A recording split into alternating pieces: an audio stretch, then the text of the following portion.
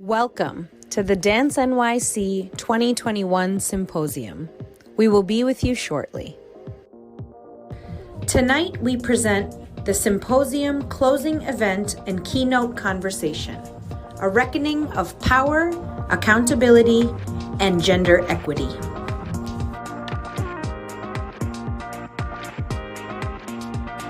Accessibility.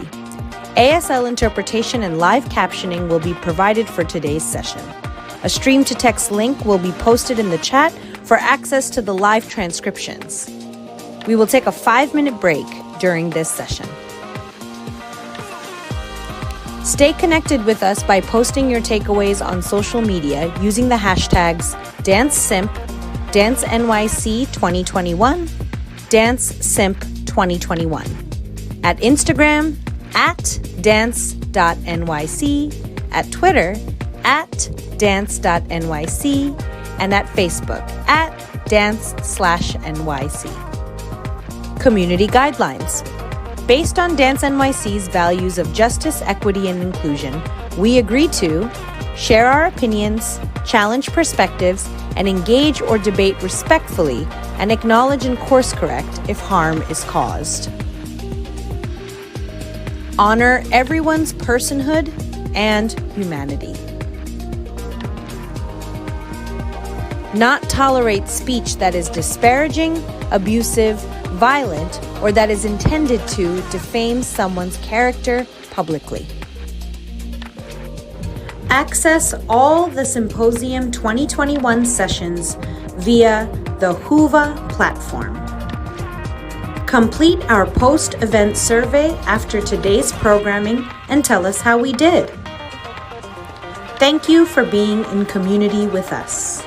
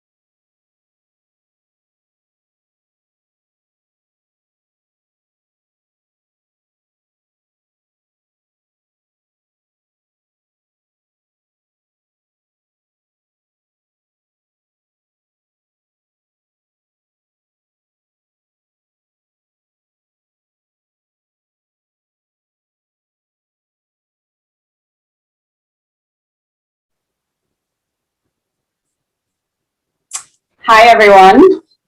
Candace Thompson-Zachary here again for our last day of the symposium. My pronouns are she, her, and I'm the manager of Justice, Equity, and Inclusion Initiatives at Dance NYC. I am currently on the land of the Lenape people, and it is my deep privilege to have worked on this gathering for the New York City dance community. I am currently wearing a white and blue sweater. I have brown skin. I have my multicolored headband on with my fro running wild. And I am in a white room with my blue Symposium logo to my left and the pink Artists Are Necessary Workers to my right. Thank you for joining us for our very last day of the 2021 Symposium. As you know, we are at the mercy of technology, and so we want to remind you that there may be sound delays, changing circumstances that might occur during our time together. So we extend you to invite us grace and patience as we move through our final event. We have ASL interpreters from LC Interpreting Services and captioning services provided by the Viscardi Center available throughout this keynote. And we also have speaker information available on our website or under the attendees page on our Whova platform. As we move into this last conversation, I invite us to enter with gentle hearts, listening spirits, and with your breath. The topic at hand might activate some of you and stretch others. I invite you to practice care for yourself, care for your body, and if you need to take a break at any moment, feel free to do so. The conversation will remain on the HOVA platform and on YouTube for you to revisit. In order to support you through this important conversation, we have Dance NYC moderators and mental health counselors Anjanice Phillips and Catherine Drury, coordinated through OK, Let's Unpack This to interact with you in the chat audience. We will drop their contact information in either place. There won't be dedicated time for Q&A during this session, but we will have a session follow-up in the community section on HOVA, where the counselors will be available to take any questions that you may have. And finally, I can't believe that we're almost at the end of this symposium journey. It's been a full 4 days of conversation, movement, learning, and reflecting. And personally, I feel the weight of the responsibility and the role that I've played in stewarding the space that has afforded this gathering. My deepest desire is for you to find yourself represented in the stories and the questions posed and your experiences as dance workers and members of this collective artistic community, and you feel acknowledged and affirmed in that role. We, humanity, the dance field, New York City, have experienced so much since our last symposium. And today, March 20th, is the actual day that in 2020, we streamed live to you on Facebook from our kitchens and living rooms and various locations to host a day-long digital symposium that was planned in only 4 days. This year's completely digital event has been my biggest honor to realize, to be able to curate a multifaceted experience in this virtual format as an offering to all of you. So thank you. I'm happy to move into our last keynote, and we have Parijat Desai from our Symposium Programming Committee to introduce the session, which will be followed by the keynote itself, followed by a short presentation from Mario Espinosa from the Actors Fund, and then lastly, closing remarks by me and Alejandra. I'll turn you over now to Parijat.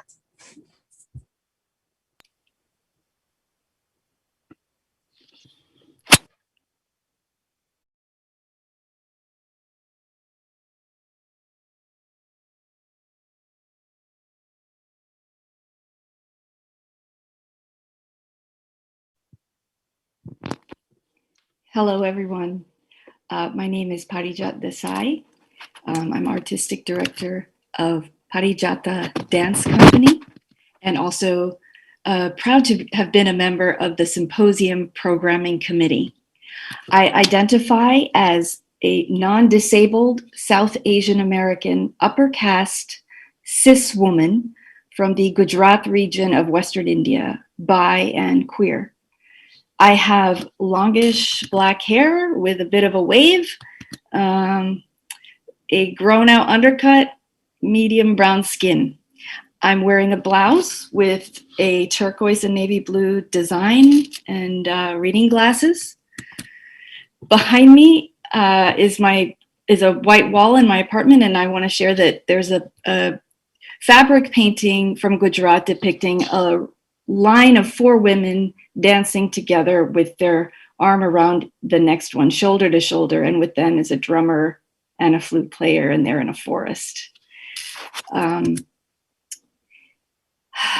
Dancing. I'm calling in from the ancestral lands of the Munsee Lenape peoples, land stolen from them that is now called Washington Heights, Manhattan. And I'm honored to introduce this panel entitled Reckoning, A Reckoning of Power, Accountability, and Gender Equity. The dance world has undergone a major reckoning, revealing how rampant abuses of power, sexual misconduct, and gender stereotyping have continued to undermine artists' workplaces and their sense of safety and belonging. This panel will address current events in New York City dance, pointing to underlying oppressive systems and the ways artists are advocating for change. I'd love to welcome your moderator for today's discussion, Lauren Wingenroth, Editor-in-Chief of Dance Teacher and of Dance Business Weekly, as well as Senior Consulting Editor of Dance Magazine.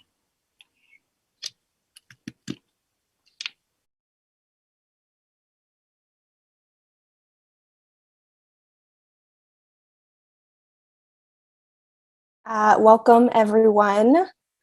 My name is Lauren Wingenroth. I am the Editor-in-Chief of Dance Teacher and Dance Business Weekly. My pronouns are she, her, and hers. I am currently on the land of the Lenape, what is currently known as Manhattan, New York. I am a non-disabled white woman with short, brown, curly hair. I'm wearing a black t-shirt and bronze geometric earrings. My background is beige walls with a few pieces of artwork and a gray couch and a window. We'll let all of the panelists introduce themselves momentarily. I first just wanted to share a bit about this session, a reckoning of power, accountability, and gender equity. So as many of us know, in recent years, the dance world has indeed undergone a reckoning, specifically around the ways that sexual harassment, gender inequity persist in dance spaces of all kinds, undermining artists' workplaces, their sense of safety, their sense of belonging. But of course, the conversation around gender justice in the dance world is much broader and much more nuanced than the high-profile cases of abuse that we see in the headlines in recent years. We know that a full conversation about gender justice, gender equity also means talking about how many dance forms and dance spaces continue to uphold gender binaries, about the violence inflicted on trans and gender nonconforming bodies in the dance world, about the larger issue of power imbalance and how power is wielded in our field. So all that to say that we know that this is a broad issue that manifests differently in different spaces and styles, and we won't get to it all in this session. So instead for this panel, we'll focus on the specifics of experiencing gender violence, gender injustice as embodied practitioners, and on the flip side, what we as embodied practitioners can uniquely bring to the movement for gender justice. My hope is to have a space where we can point to some of the underlying oppressive systems, where we can make connections between the different frameworks and perspectives that our panelists are coming in with, where we can share some solutions we've implemented, we've seen work, and just dream about the field that we want to see.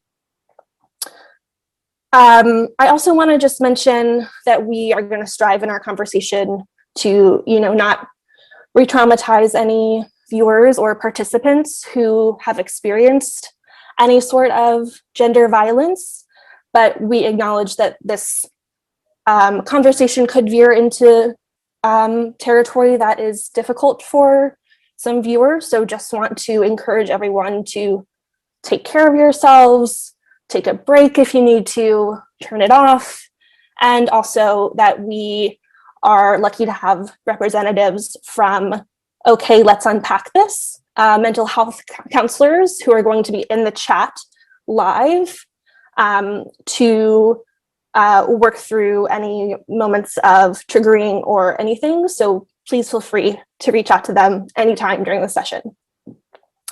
So with that, I will pass it to our awesome panelists to introduce themselves. and give us a little bit of background on their work and their relationship to this topic. Germaul, we'll start with you. Thank you. Thank you. Greetings, everyone. I was given the name Germaul Barnes. Yes, with a G, not a J. My gender pronouns is he, his, they. They acknowledging my ancestors, mentors, family members, and spirits that walk with me. I identify as a non-disabled body.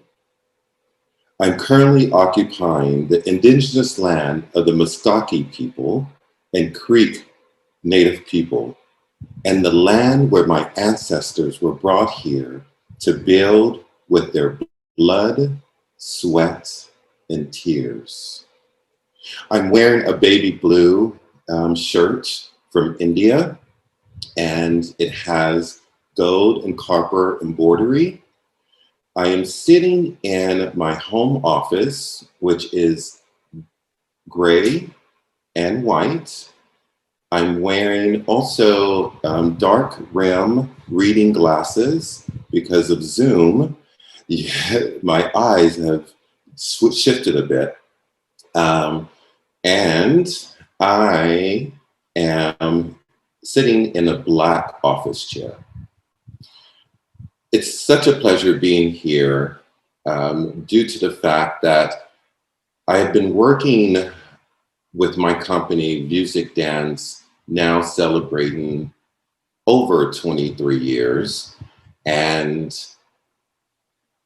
part of my company is about reaching out to the people and also finding solutions through my work as a choreographer, as an instructor, as a anthropologist. So a lot of my work and research is specifically about how to heal. How to heal. Some years ago, a young man, one of my now dear friends, Jay Bowie, came to me to asking about community and longing for community in New York, where there's so many people, but you can still feel alone. So we started talking about what it means to be in your body and to reach out to Black men, specifically, to start to have conversations and develop community. And so out of that conversation became the contemporary improv for Black men. And this contemporary improv for Black men has now been going on for 6 years, and we've done it in different locations in Manhattan and Brooklyn, where I was in residence at the Restoration Plaza and director of Choreographer, a choreography workshop. And we've done it in Rhode Island, Alabama, where else? Philadelphia. So, and now in virtual space. So thank you so much for inviting me to be a part of this conversation. Thanks, Germaul. Lady Crow, would you like to go next? Hello, all. I'm Lady Crow.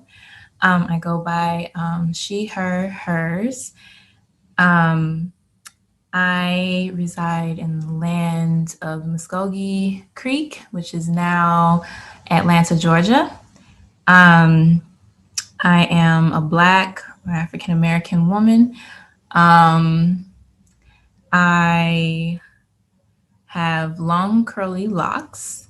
I have big, bold, cat eye, tortoise glasses. They are prescription. I have a white shirt on, and I have two violet studded heart earrings. And the background is a window collage of art and magazine, newspaper on the wall, and a brass lamp. and I am a street dancer. I am an artist. I participate in battles and ciphers and sessions.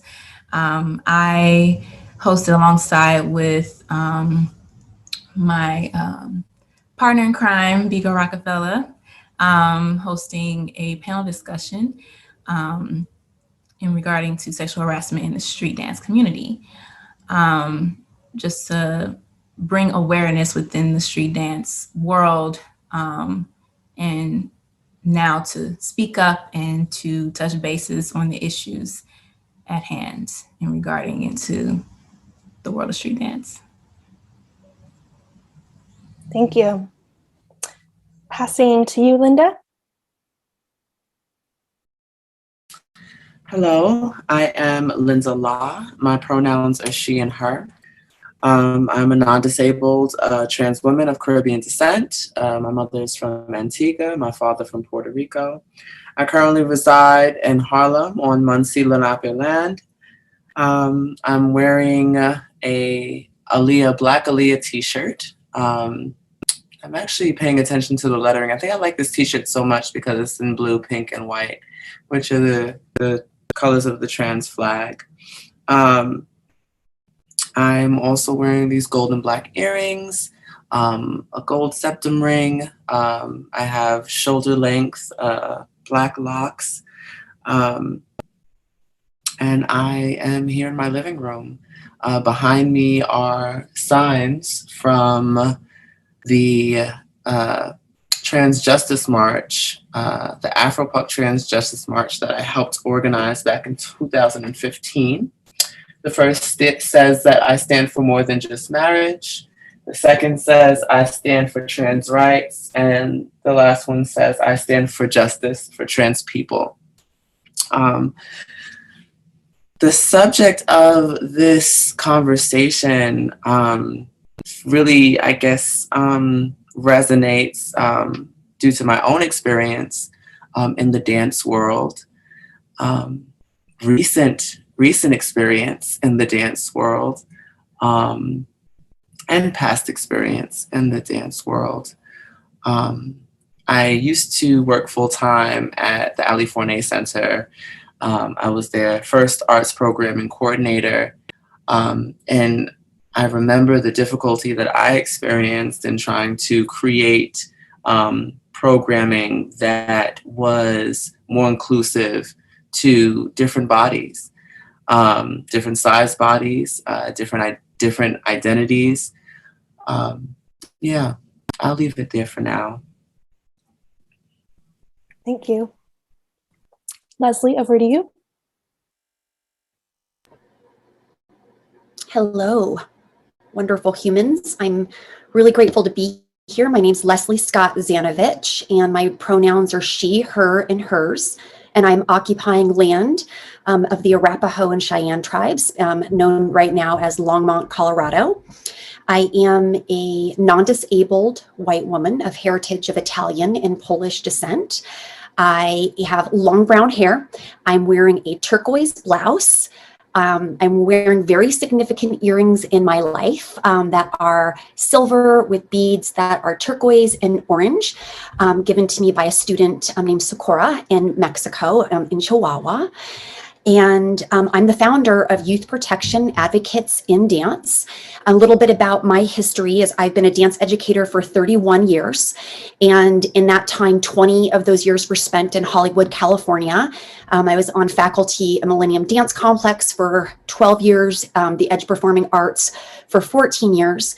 And I've taught dance in 22 countries. And one of the threads through the very vibrant and sometimes vulnerable and heartbreaking conversations among dance communities around the world was suffering.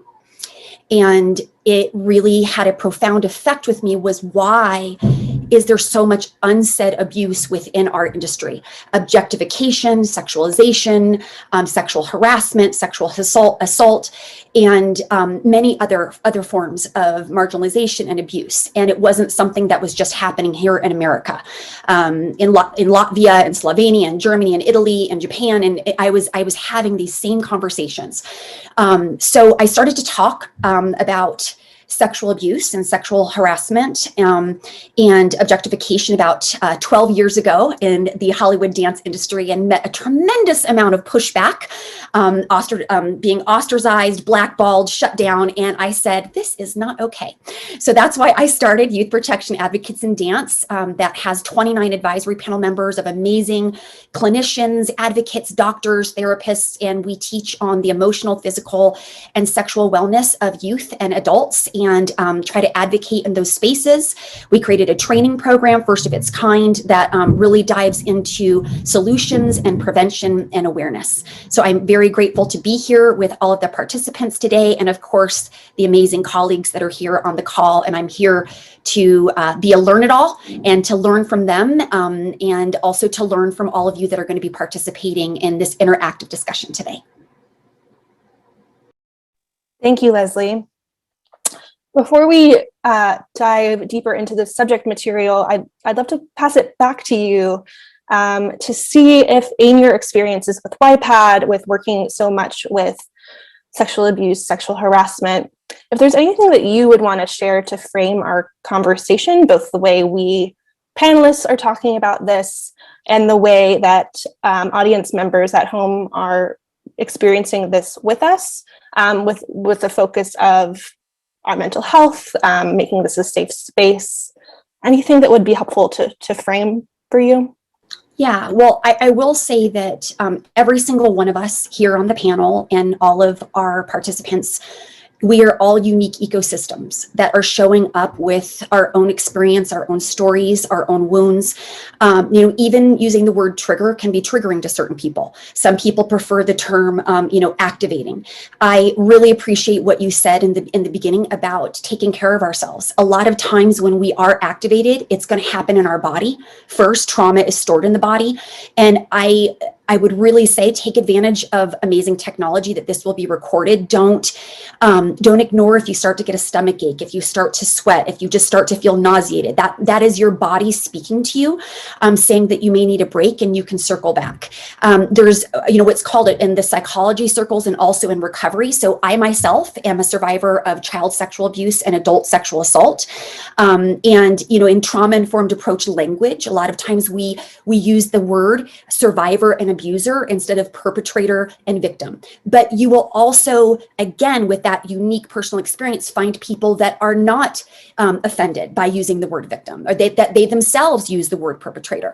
So I think that what we can kind of move forward with is the idea that this is not one size fits all, because we are not one size fits all.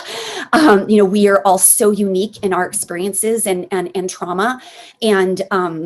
And I would also just really encourage people to utilize the therapists that are here on the chat. That in itself is evidence that, Dance NYC is taking that trauma-informed approach. We're not here to just talk about, topics that can be so activating to us, and it can even bring up past memories. Some of you, during this experience, you may come to the realization that you've had an experience yourself that maybe you never framed as abuse.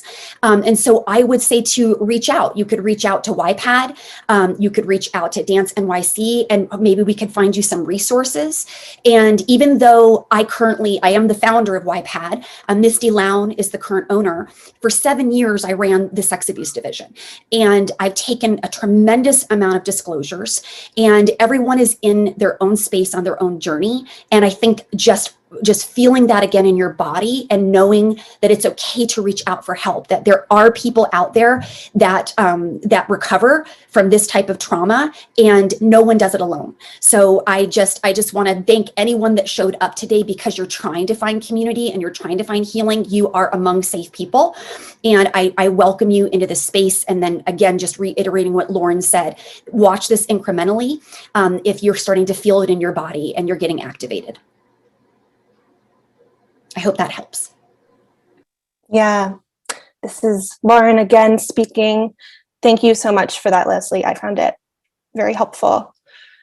I now want to go around to everyone again and take the opportunity to talk a little bit more in depth about your work, your experience, and specifically, we acknowledged the broadness of this conversation, how much it encompasses. So I'd love to hear what are the particular issues that you and your community are interested in experiencing, what that looks like, and perhaps how conversations around that issue have evolved over time. Lady Crow, I'll pass to you first. Okay.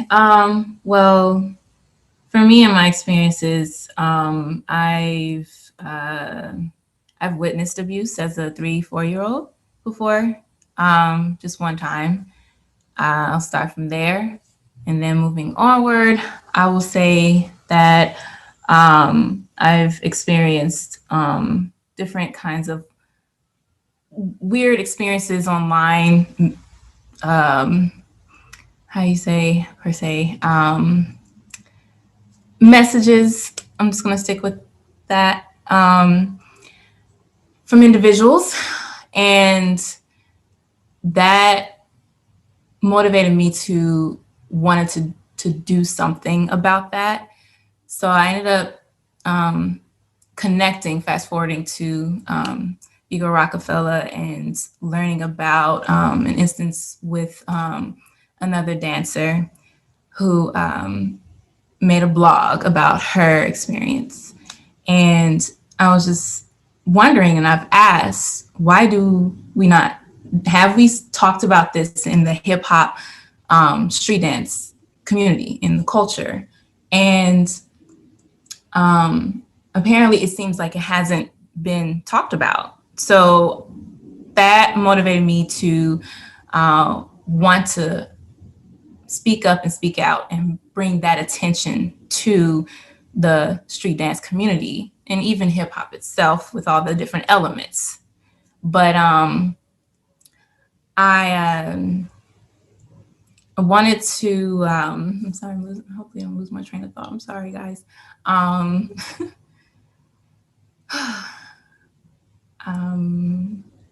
I'm a little nervous, so bear with me, guys.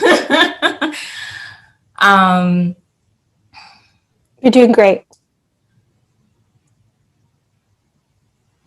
I hate it when I freeze. Okay, take a deep breath. Start wherever you want.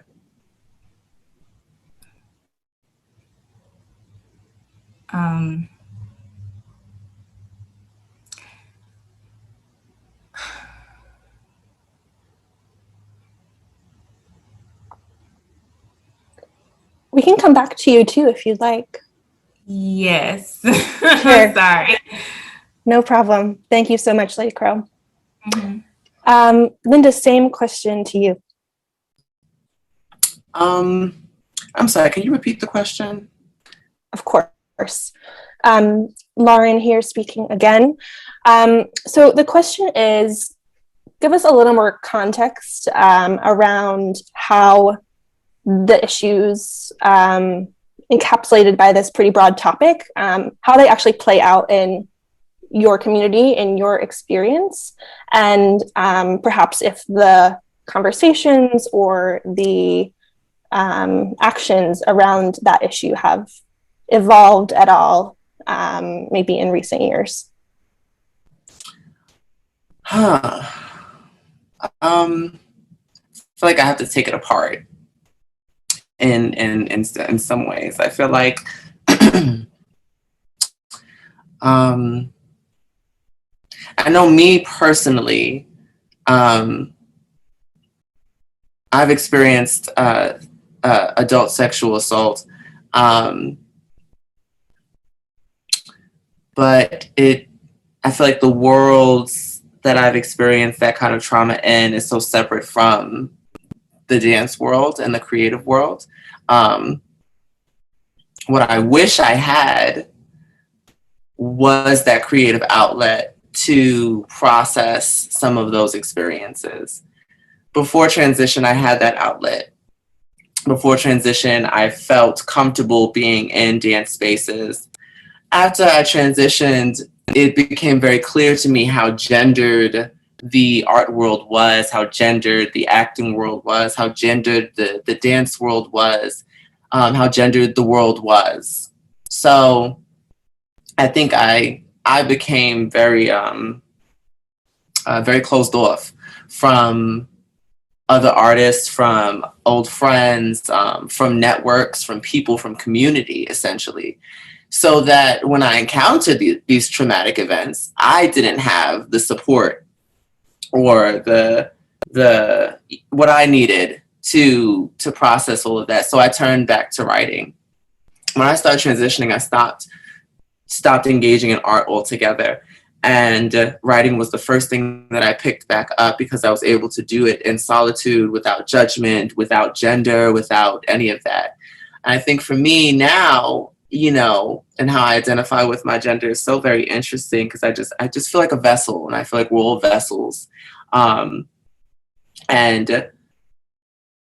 like this is a body. This is a body. These are parts. This is skin. This is what I look like. This is what I'm in. You know, this is what I have to work with, and that just is what it is. But I think the challenges that I experienced specifically when working within the human services field, within social work, I specifically worked with runaway homeless youth for several years. And I don't think I really took into account the vicarious trauma that I was experiencing in assisting young people in crisis. You know, and as we know, a large part of the homeless population is LGBT identified. A large part of the homeless population is Black or of color. And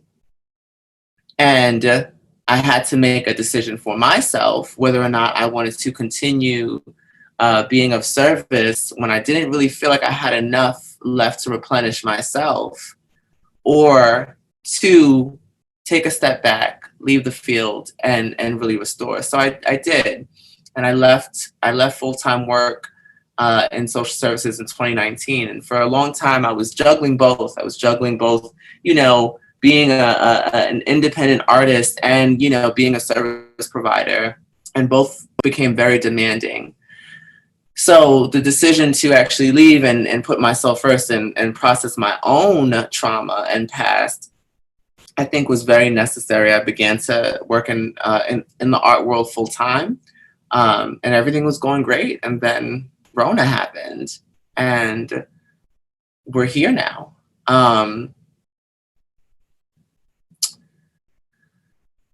I think that's all I have to say for now. I think I might be trailing off. I just think there are so many different aspects of what we're talking about. And I guess I just want to get more specific about what we're really talking about right now. Lauren, would you mind if I highlighted something that Linda Law just said that I really wanted to say earlier? About, Absolutely. I mean, she hit it so on point about the vicarious trauma and also what's called a compassion fatigue of activists and advocates. And a lot of times what does happen is we throw ourselves so fully into this work, not realizing that actually it is a distraction from our own recovery that needs to happen. And we end up in chronic pain, having illness, really, really broken down. And also, I can only speak for myself, inadvertently making decisions that actually are harmful in the lane that we're trying to be helpful in, because we didn't get the proper training and we didn't slow down enough to, we're coming from a place of fight and flight where our prefrontal cortex is shut down. Logic and reasoning is not accessible.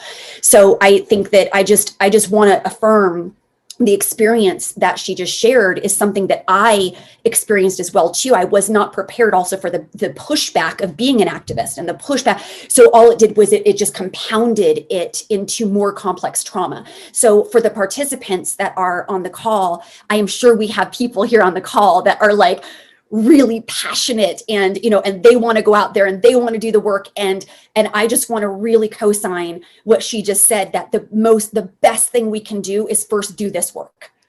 And it's not that we can never do them together, but we have to be doing our own work and our recovery trauma in order to yield the highest level of safety and potential to help others. So I just wanted to just add on to that, because it's something that's so overlooked. So there's a lot of burnout in activist and advocate community. Thank you, Leslie and Linda, for sharing that. Germaul, original question to you. Tell us a bit about how issues of gender injustice play out in the communities that you are a part of, what that looks like, what the conversations are. So, well, before I start, could everyone indulge me for 1 second? Let's put our right hand onto our chest and our left hand on top of the right hand. Let's take 3 breaths in.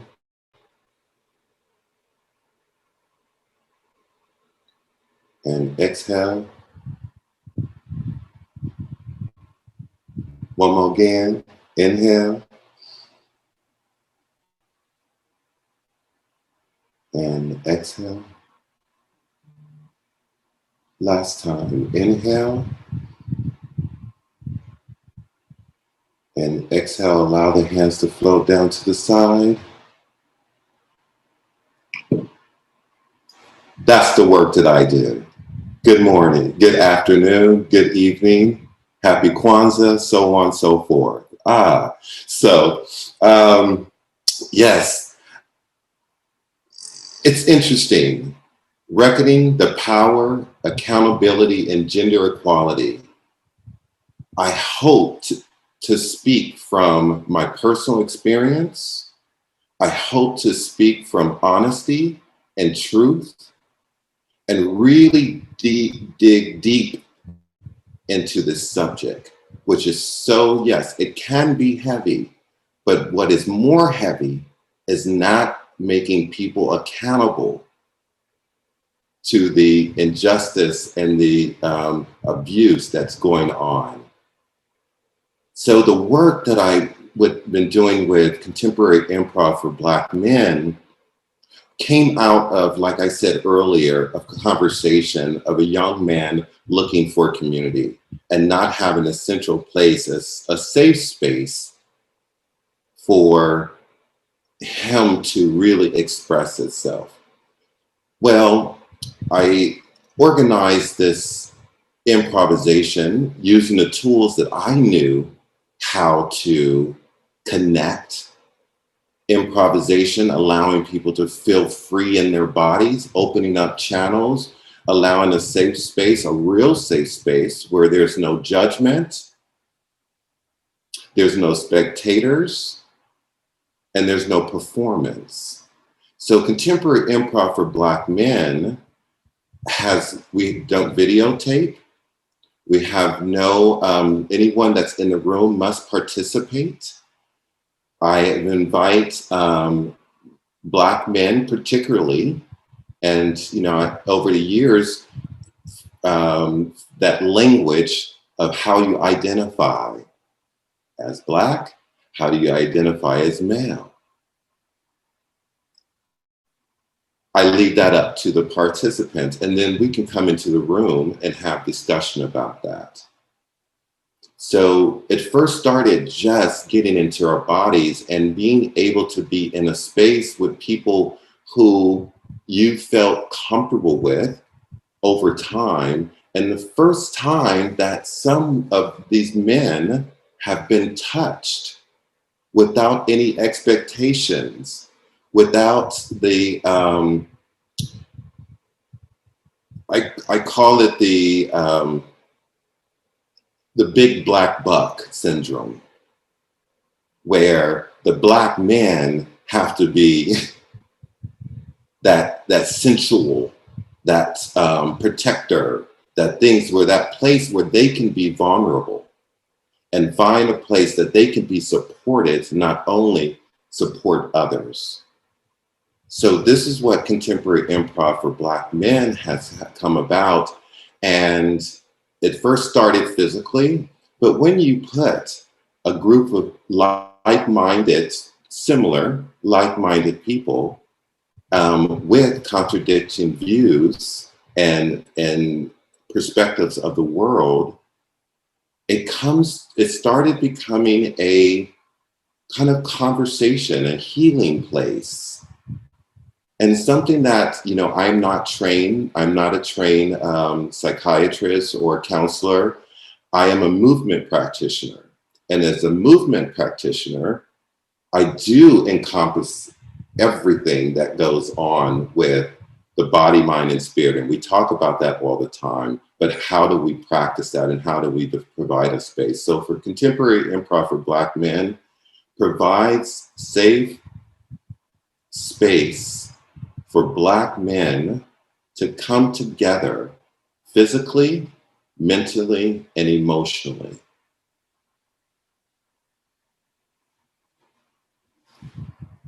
Thank you, Germaul.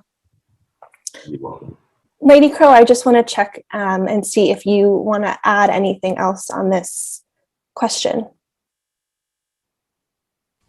Well, I wanted to say, in regarding to the question, that in the street dance culture, I would say that we have some work to do. I feel like it took so long for it to be addressed to now that it's being addressed. It's like why haven't we been talking about these particular issues? So I think that well, hopefully from the panel discussions that me and Rockefeller have hosted last year, I hope that people who tuned in took away from that and were inspired to want to talk about these things within their dance scenes, their communities or movements, what have you, and take action and think about, what steps are needed, in regards to protecting and keeping a safe space for all the dancers, or anyone who wants to come and be a part of the culture. So, yeah. Thank you. Lauren speaking again here. Leslie, feel free to answer the same question, but I also wanted to add for you, since you work, so much of your work has been with youth, with children, and I'm wondering if in what others are saying, and the things that they have experienced as adults, how do you see that manifesting in dance artists at an early age in how they are trained? Yeah, thanks everyone for everything that's been contributed. Germaul, come move in with me. I'm like, you need to come breathe with my 6-year-old.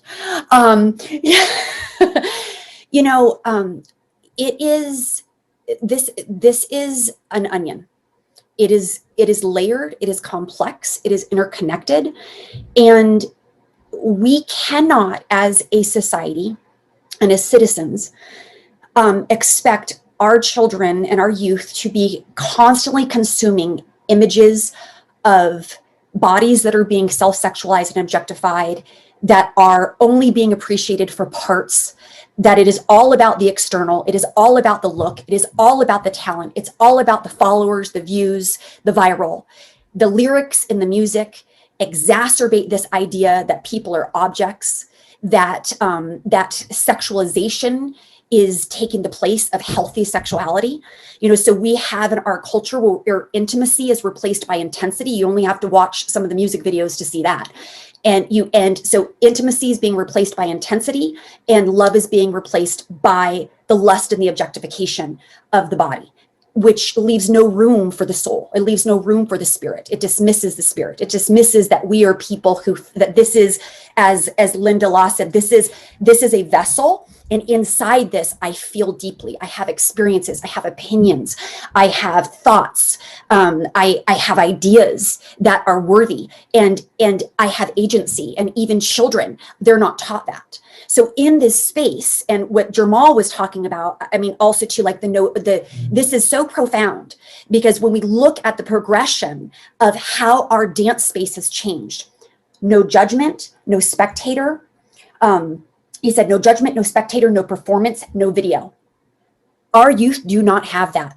They do not have that space today.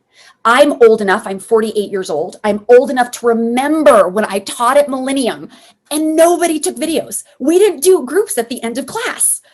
People didn't take the last 15 minutes of class to have their posse get the right video when they already knew the choreography in the first place and they didn't even pay for class, while everybody else just stood around and watched them figuring out how to use this as a branding moment. That's not what the creative dance space. And like Lady Crow, I grew up as a street dancer. That was my background. Was I did not grow up as a studio kid. I grew up as a street dancer. That is not what I grew up with. That is not what dance was about. So when we now look at kind of the morphing of the dance environment and the expectation and the objectification, and a lot of times we think of objectification only as sexualization. No, it is also ignore your pain or you will lose the job. I mean, obviously with, I'll use Linda's, Linda, should I call you Linda Law or is it just Linda? I don't know if I should call the whole name. What do you can call me Linda, that's fine. About, until the like before the Rona showed up, it was totally expected. You dance sick. You have 102-degree fever, you better be there or you'll be replaced. I work with dance studios who they're posting things that they have buckets on the side of their recital stage because children are throwing up because the show must go on. These messages are priming our children to be taken advantage of. They are priming our youth to be exploited, to be commodified, to be objectified, to be sexualized, and to be groomed. And if we don't really see that this is so within the systems of our agents, of a lot of our leaders, and I'm not here to I am a person as an educator, and this is just for me and my work. I don't think that shame and education can live in the same wheelhouse. This is just me. The people that are causing harm to youth, many of them are very good people. This may be hard to hear, so just bear with me. They are themselves trying to find identity. They are themselves trying to find affirmation. They are themselves trying to fill their wounds with taking the best, most talented, most amazing child dancer that then they can use and they can exploit for their brand. But in reality, for a lot of them, that's not driven because at their core, that is who Source made them to be.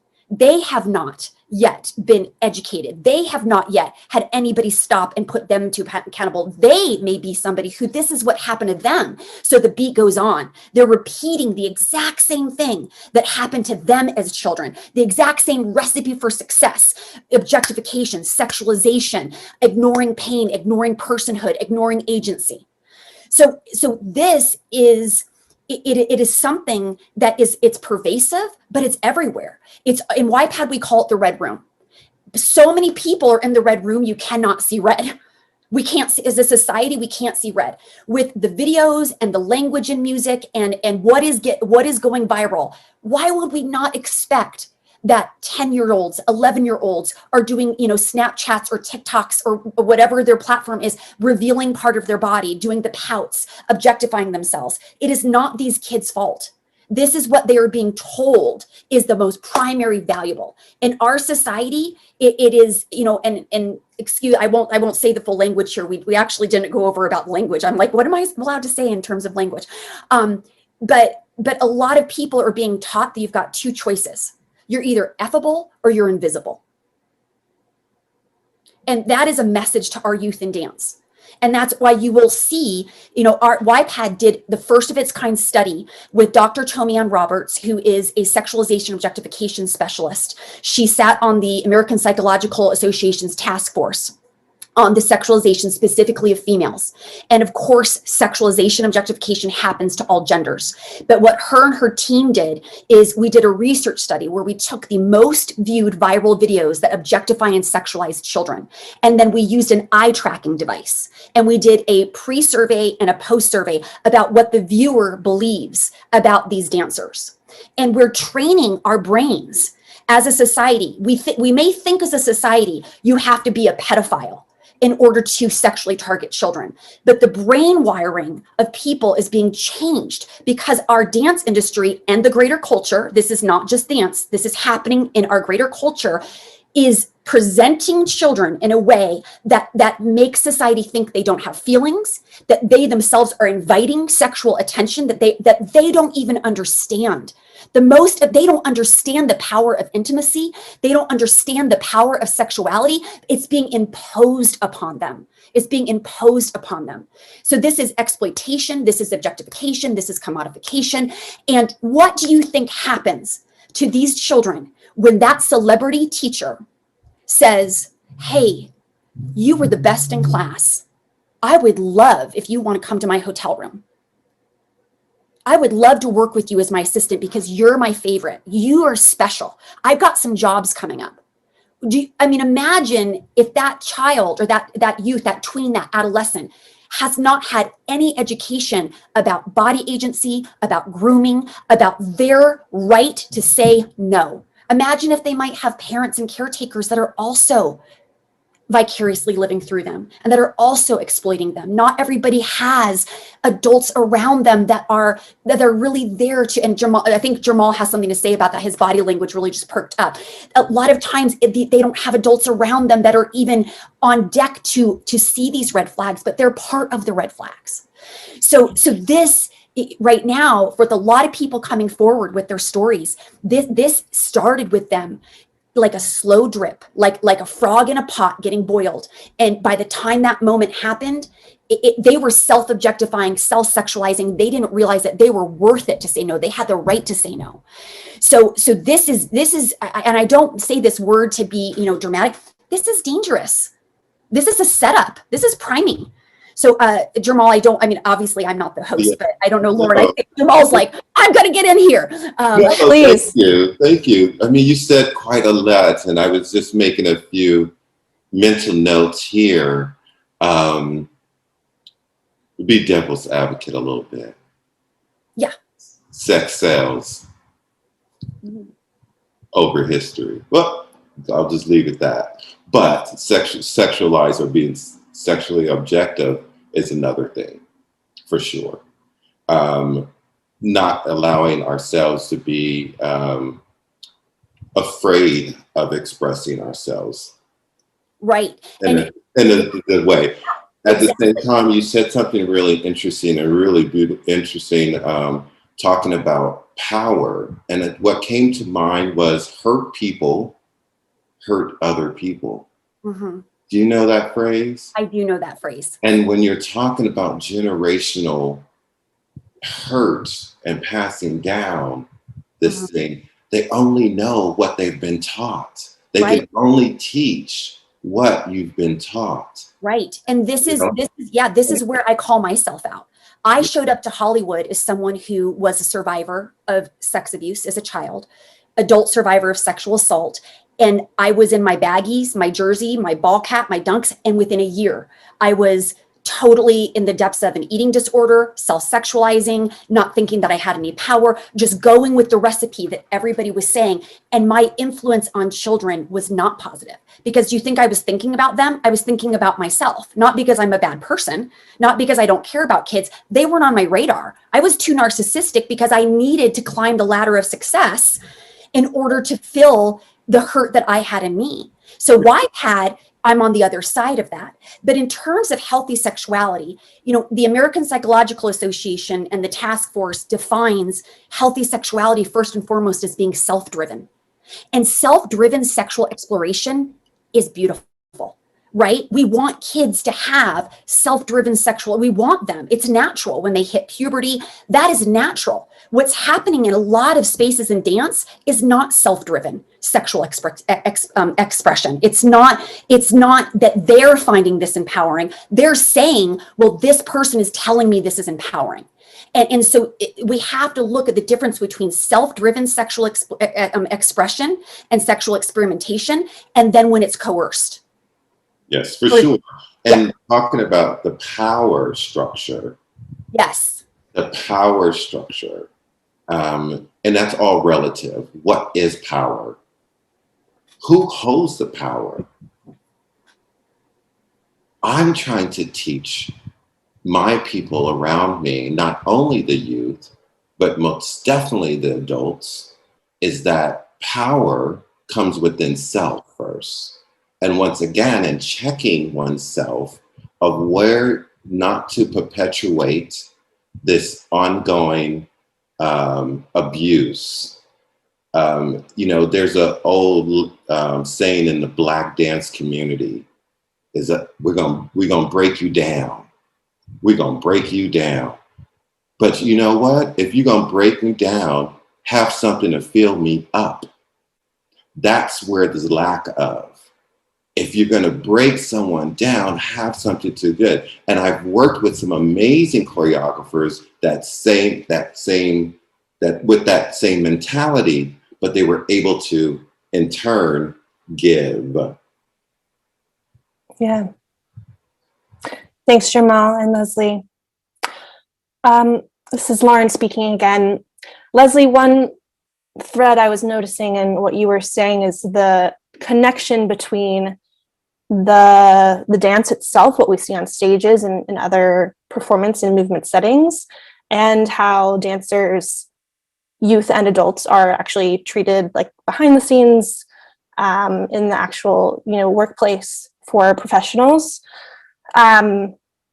which I want to talk about that a little bit more, especially how it relates to gender binaries, which is something you were talking about, Linda. So I'd love to pass it back to you and to hear a little bit more about that connection between the gender binaries that are still present in so many dance spaces, dance styles, dance forms, because I do feel like in some corners of the dance field, there's this idea that connection. Oh, we do this on stage, or we do this movement, but that has nothing to do with how we treat our dancers or how we work together. When in fact, the movement itself, the gender binaries that are present in the movement, of course, reflect a certain ideology, certain ideas about bodies. So I'd love to hear from you, Linda, about that. I think it all goes back to narratives for me. I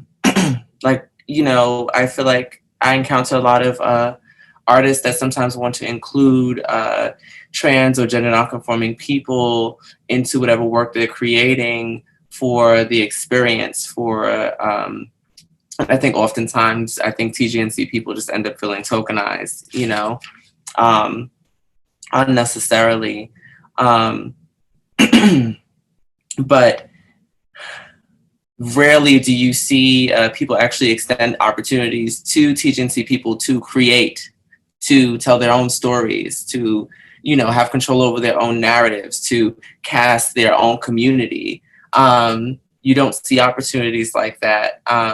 So I think naturally you won't see bodies like that in studios or spaces.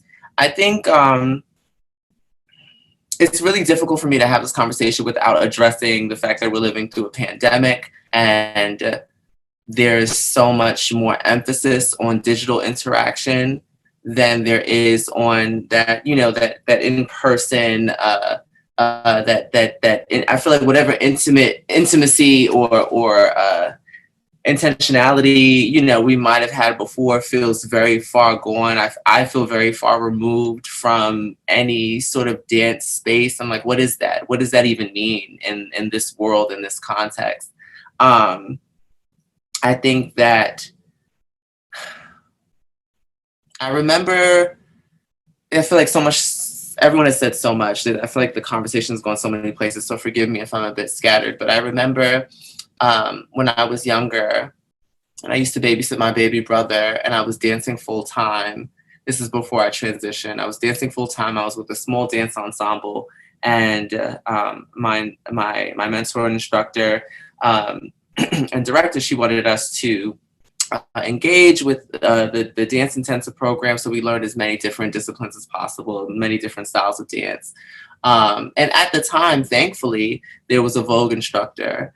Vogue had already been something that I had picked up, in after school programs, and I think in many ways was a street dance, and where I learned, some some ballet and modern and African and breakdance.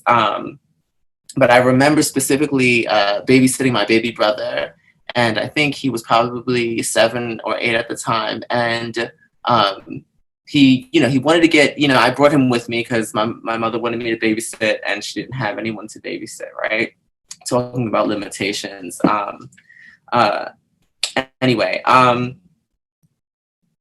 and I did not feel comfortable with him learning how to Vogue at such a young age. Vogue Femme is such a, for me, when I discovered it, I was maybe 17 or 18.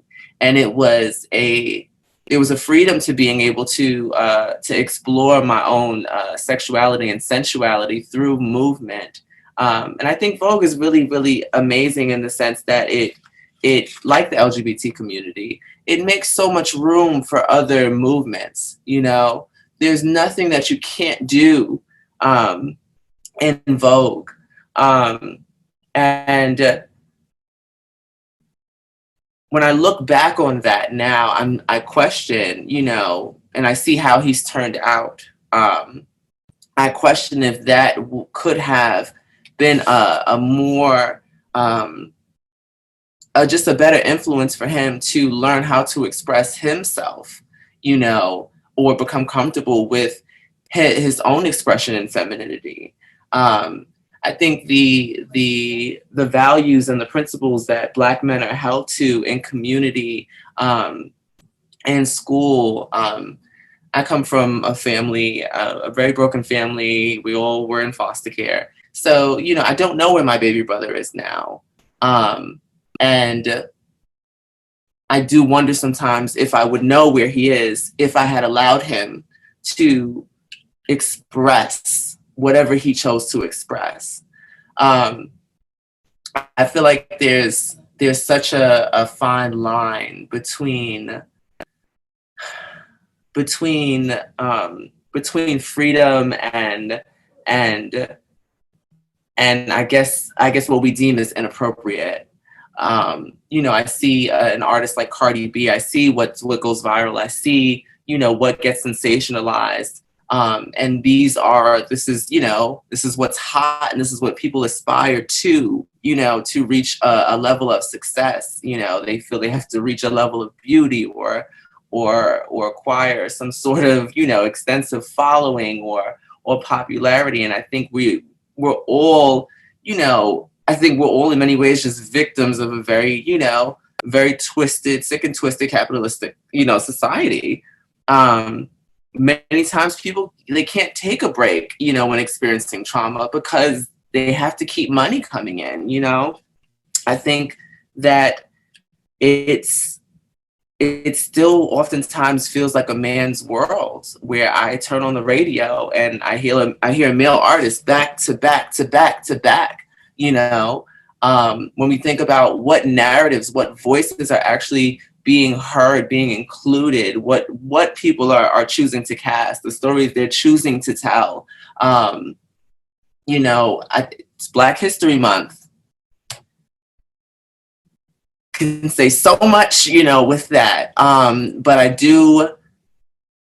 I'm not really sure. I'm not really sure how all of it translates in the world that we're living in now, where we can't go to a studio, where we can't touch, where we can't interact and build the way we used to.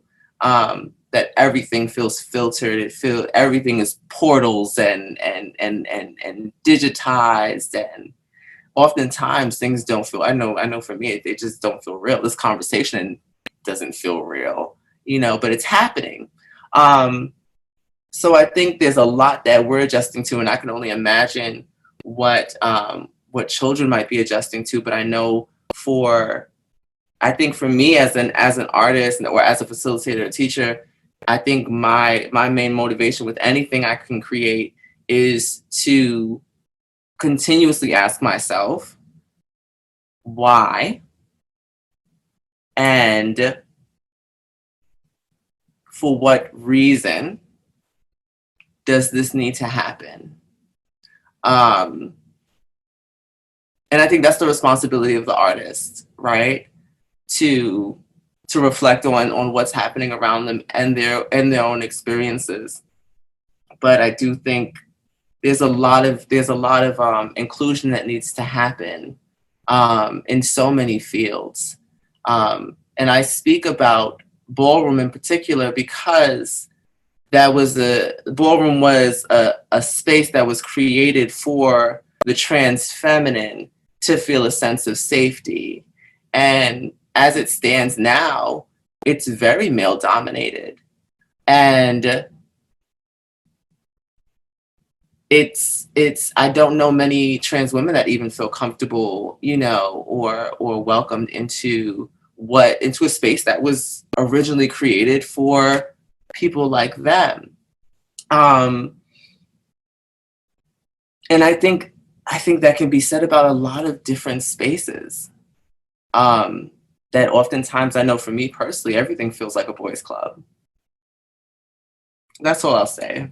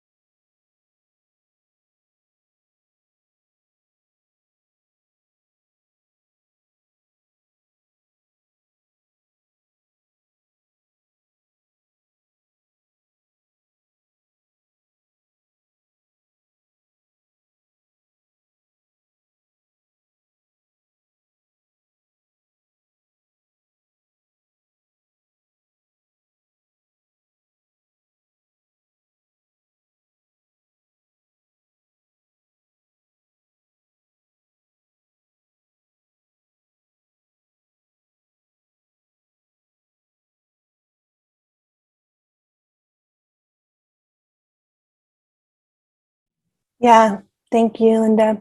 Lauren here speaking again.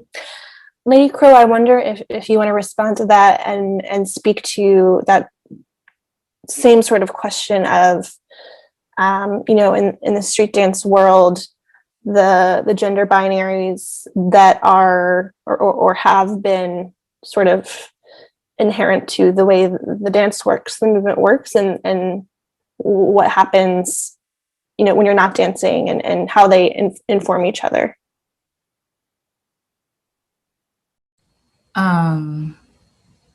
Maybe I don't really understand the question quite totally clearly. Like, what is that? Like, what do you mean with that, by that, actually? If that's okay if I ask, sorry. Of course, yeah. Thinking about gender binaries in in the movement, you know, whether it's certain steps that are assigned to certain genders, or any way that the idea of gender is perpetuated in the dance and the movement itself. And then that, though we may not always recognize it, that tends to translate into, you know, who's in charge here, who has power here, and the ways that that might, you know, manifest into abuse and violence too. Does that make sense? Yes. I would say, I agree in regards to narcissism. I think that's one of the biggest things that affects, especially for sure in the street dance world, and egos. It's just major. And when someone who has these particular traits, they feel challenged in a sense, or they feel threatened. I feel that they, you know, it's kind of,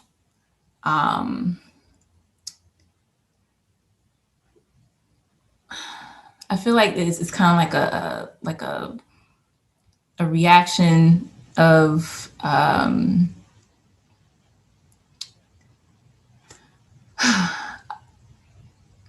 well,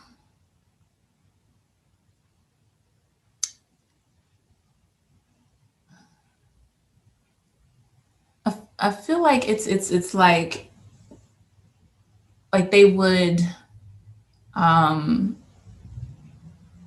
trying not to like say a word that may, you know, like I don't know if attack is a good word, but a specific individual in many different shapes and forms. Manipulation can come into play as well. And especially the higher up you go, as far as the levels, you know, again, the most attention, that ego is going to get bigger and bigger and bigger. And you're going to think that when you see that competition, you're going to want to do what it takes to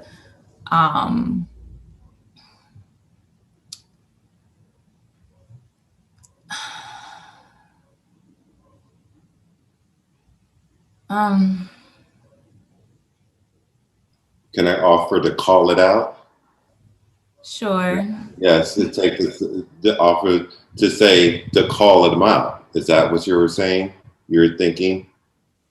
Or do you mean Yeah. to win? To yeah, to call them out in a sense, yes. To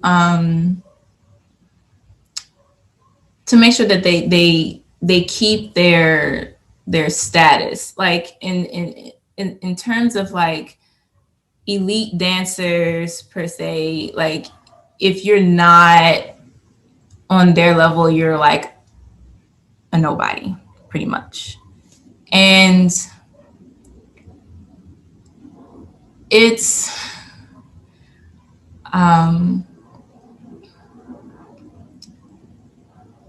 I'm sorry, guys.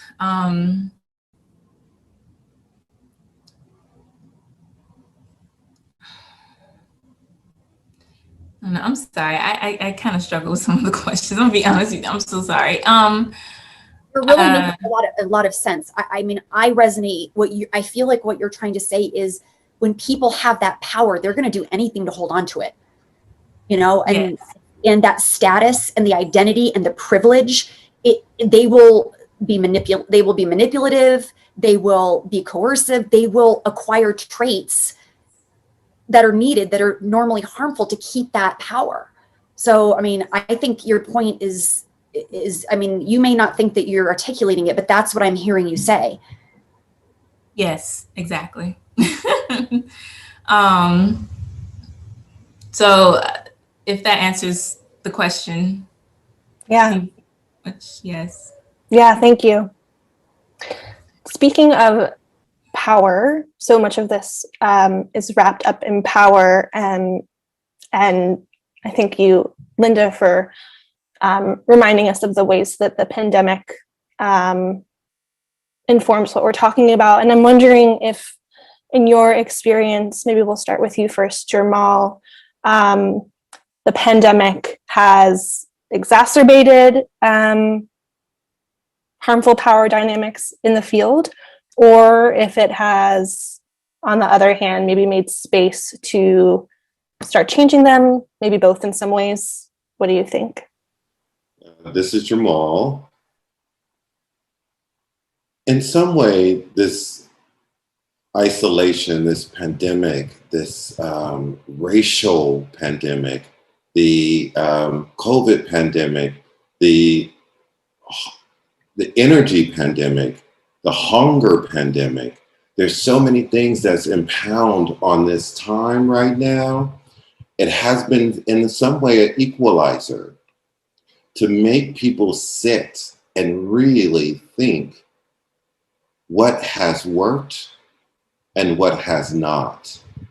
And so many times at the beginning of the pandemic, I was very hopeful when I saw the birds returning to the city, when I saw like there was a sense of quietness and peacefulness, and people were reflecting inside.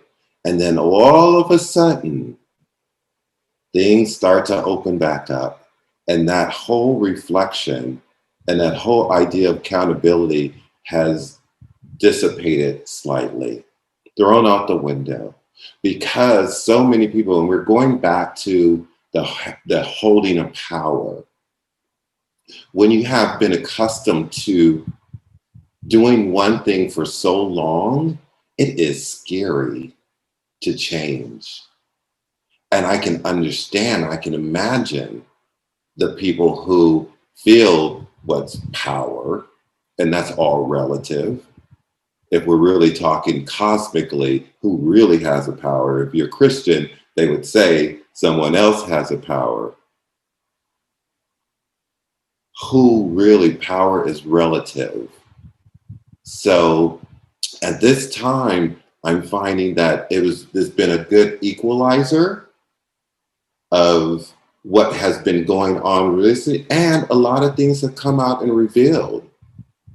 It has unnerved and excavated some really not so good things about our beautiful, and I go back to saying that, our beautiful art form, because we have to remember that too, and how it has transformed so many people's lives, and how it does continue to take people out of bad situations. You know, Linda, you were talking about, you know, being fostered, and dance and art, I can imagine, is that place where you found you can kind of come out and transform yourself. So we have to remember that too. But this time it's kind of excavated these things, especially recently, some very high profile instructors and directors have been accused of sexual harassment and sexual manipulation. And when I heard this, personally, I was very hurt, because some of these people who came out, I worked with personally, and they didn't have enough safety. They didn't feel safe for to me to actually even address it. So when those things came out, I went on the phone and reached out to these young men. They were all young men that I knew, and said, I wished that I could have provided a space for you to come and tell me this, and not necessarily the New York Times, so that we can deal with it. And so I'm hoping now that we will continue to not only look internally, but also look who's next to you. And that's a charge for myself. Because, you know, you hear about the audition couch. You hear about the ones who are messing with the young boys or the young girls. And it becomes chatter and gossip versus actually dealing with it. So for me, in this time, it's forced me to say, oh no, I need to come out stronger and be advocates for the people who don't have the big voice like my voice. Yeah. Yeah. Thanks, Germaul. Lauren speaking here again. Thank you for bringing up the role of the individual artist as an advocate, as someone who's calling out, or witnessing, or whatever it is, sexual harassment, abuse of power, perhaps within an institution, perhaps outside of it. I want to move towards talking about that and about what that looks like right now. We know that many institutions don't necessarily center artists or their needs. Artists are sometimes in precarious situations. So what is that role of the artist in being an advocate, in calling things out right now, and what might need to change to make it safer, easier, have a system in place for speaking out? Leslie, would you like to go first? Yeah, everything everyone's saying is so good, so relevant. I will say that education is power. It's a cliche for a reason, because it's true. And I think that we live in dance has no governing body, right? We're totally unregulated. I don't want dance to have a governing body. I certainly don't want the government to tell me about art. So I'm not saying that. But in the gap of that, you have people in privileged positions, dance studio owners, directors of competitions, owners of convention, who do not need to have any credentials at all to have power over children, and have power over faculty, and have power over people. So I think when we look at our educational institutions, we can learn something from other educational institutions. We should be background checking, hands down. No one should be working with children if they're not background checked. That is a mitigating, that is like low level 101.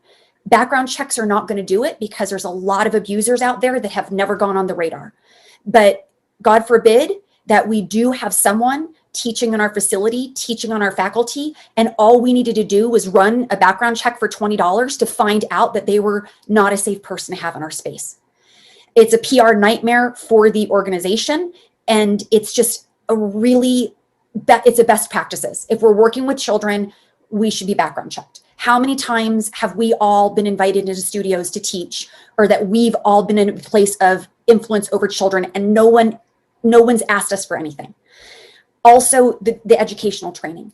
I think that one thing that is so important is how to take a disclosure. If people come to us and decide to confide in us, research shows that that first person they tell can determine every single step past that. And it is hard. It is hard to hear this for the first time from somebody that we know, that we love, a student that maybe we don't know very well. And there is training in how to take a disclosure. YPAD has an entire module free on our website, and it's a sex abuse prevention and awareness. And we go through what is sex abuse. And I wanted to just circle to Lady Crow really quick. Lady Crow, could you just tell me in the beginning, I didn't want to misinterpret this. When you were saying that you got messages, were you saying that you'd received messages that were inappropriate, that were harmful, that were sexual of nature? I didn't want to misinterpret that. In the very beginning, you'd mentioned messages.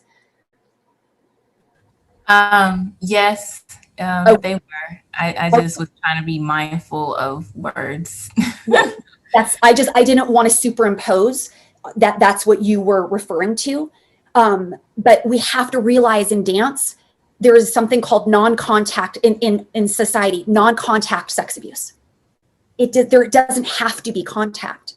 I've dealt with many cases where within 3 hours, children are groomed to take their clothes off and show their flexibility because it's someone who got an Instagram account that's looking for children who have flexibility. And with 3 hours, this happens. So non-contact sex abuse is a thing. It's traumatic, it's invasive, it's violating. And many of us as adults have experienced this. Of people in power asking us to send headshots, so that's not going to do it. The job requires all of these things. So I really think that education is so fundamentally important. What are the signs? What are the red flags? Psychologically, emotionally, physically. There are signs of short-term and long-term abuse. And as teachers and educators who sit in these privileged positions, to spend more time with these children and with each other than a lot of times their math teacher, and in some instances more time than their parents, right? If they're on a competition company or a performance company, but yet the majority of our culture has no training in how to recognize the signs of emotional, physical, or sexual abuse. And then what do we do once we recognize those signs? And if a child comes and discloses, or if a friend comes and discloses, things like asking too many questions, something so simple as like, well, why didn't you tell me? Do you not think that I'm trustworthy? That can be extremely traumatizing to someone who is confiding in you for the first time. So I know years ago, over a decade ago, and this circles back and kind of connects to what we were talking about with Linda, is that when I was trying to be an advocate before I was educated. I was trying to be an activist before I had any training and before I had really in-depth recovery. So I inadvertently caused harm. I didn't mean to, but I thought the questions I was asking, or like another tip for taking disclosure is rage. That is, do not show your rage. Like for children especially, they are so keyed in to your body language, your tone. And if you're the first person that they said, I went on this convention, inside, you may be boiling and losing it. But if you project that, the child, tween, adolescent could recant. They could get scared. We have to remember a lot of times that these children and adults, I've worked with adults too, they still have a trauma bond to their abuser. I've worked with dancers who really feel that they owe their entire career to their abuser, and that they will not report. And as adults, if an adult comes and reports to YPAD, or an adult comes and reports to me, I'm not a mandated reporter. So I also think it's really important for us to understand that with adults, these are their stories, and that they get to make the choice. As much as I might want somebody to come out, guns blazing, do this, that may not be the healthiest thing for this person. And Maul said something about the space that he's creating away from people, away from the spectators.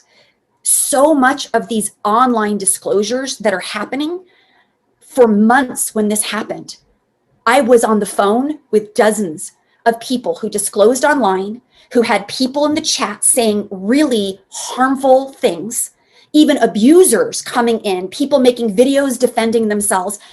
And it re-traumatizing, I don't feel is like a strong enough word.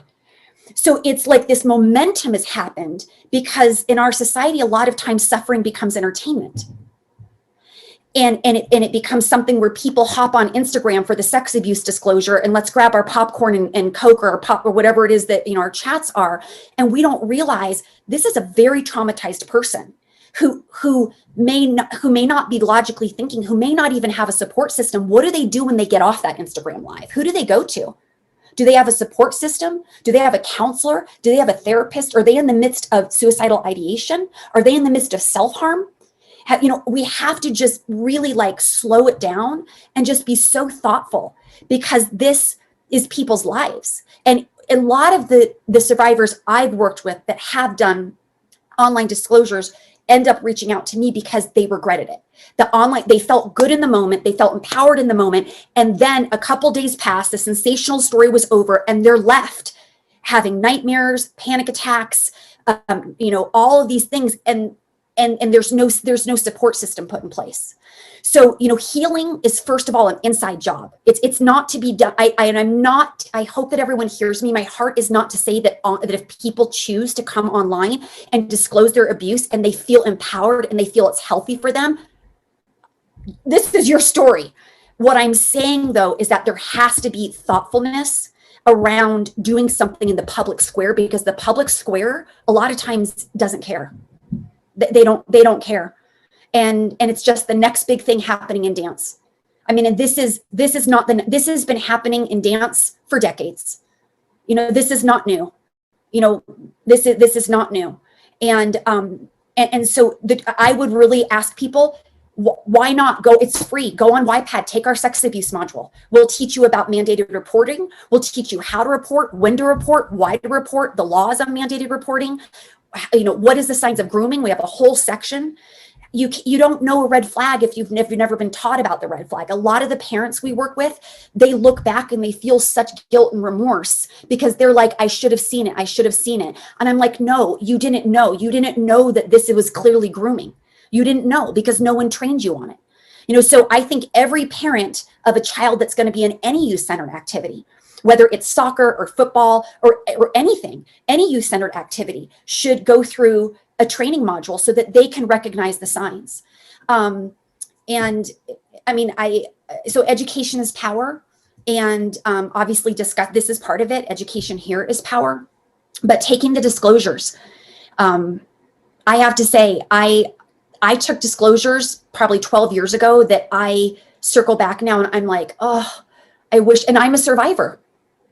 And I'm like, oh, I wish I wouldn't have pushed. I wish I wouldn't have shown them I wish I would have been more even.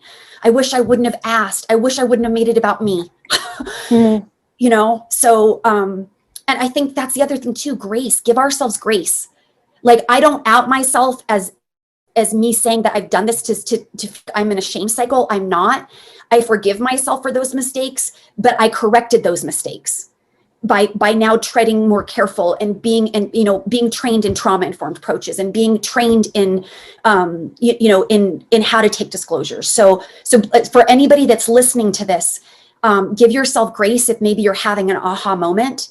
And you're like, oh, you know, my friend never circled back and talked to me. My friend I didn't hold space for my friend. I actually made my friend feel unsafe because I was like, we need to do this, we need to do that. And that's okay because we want to fix their pain, right? We want to take their pain away. Yeah. So I hope that helps. Yeah. Thank you, Leslie. Lady Crow, I wonder if you could speak to your experience being an advocate as an artist, what the response from your community has been like, and are there any lessons or takeaways that you have found in the experience of starting to activate your community that might be helpful to the broader dance world? Actually, yeah, there have been a few groups that have been formed that I've learned about. And there's probably more out there. I just don't know who they are as of yet. But I know B-Girl Cypher is one by B-Girl Rockhill. Shout out to her. And I know the Dance Safe is is out there. Jojo Diggs and Kat are over that. Well, Kat is mostly. And B-Girl Collective, B-Girl Rockefeller, and a few other B-Girls they meet up and they discuss certain things amongst each other. I've only attended one meeting with that. So they do certain things and advocate on social media. They did this thing called I Speak, and it was a hashtag, and also each B-Girl, they would make statements and things of that nature. So I mean, I've noticed there's a lot of things that's been going on. Full Circle has supported with the panel discussion that I've had last year, which is with B-Girl Rockefeller and Quick Step over Full Circle. So it's like I said, it's a lot of groups that have taken steps to advocate and take initiative on these particular issues. And I would say, as far as the takeaways, I mean, for me, like right now, I'm taking self-defense. That's one of the things that I really think is important, you know, because you just don't know what, you just don't know in certain scenarios. I know, I think there was a group, I forgot to look them up. They do jujitsu, and there's these women in this video. There's like a little trailer, and they looks very powerful, very fierce, and they were wearing heels, and they did jujitsu in heels. So it was really dope.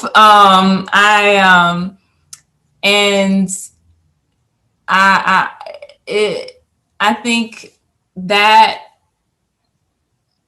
to me, as far as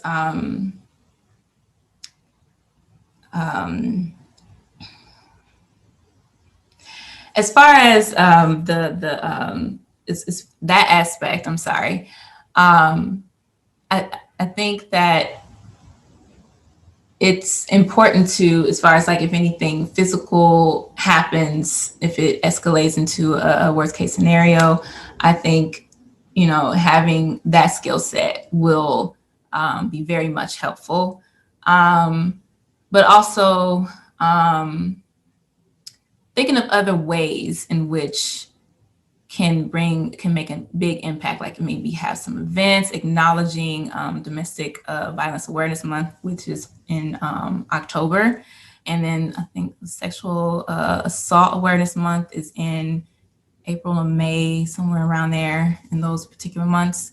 And just, you know, having events that, you know, that brings awareness to these particular issues among our community.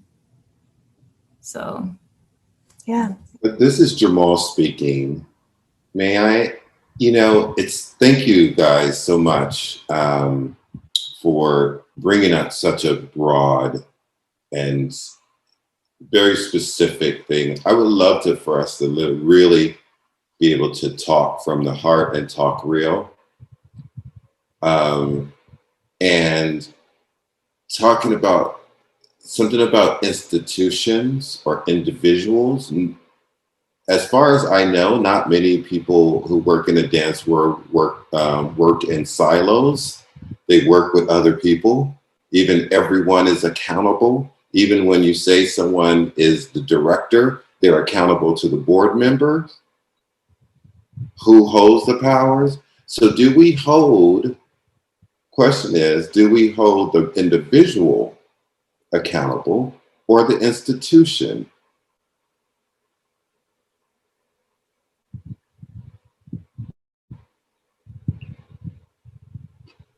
It's a good question. That's such a good question, because what comes to my mind is, okay, this might be a little bit messy and certainly not rehearsed in any way. So this is going to be, I'll try to mark it so it's not too disastrous. A lot of times I find that the institution is also doing what the standard of the industry is. They're doing what is the acceptable standard of the industry. And the standards in a lot of our industry are actually not that acceptable, but yet we all accept it. So when you have an organization that is just doing what everybody's doing because it's accepted and it's the way to go, I think there's even that higher level to say, what is our industry standard? What is an industry have we, like these conversations that Lady Crow is having, these are raising the standards.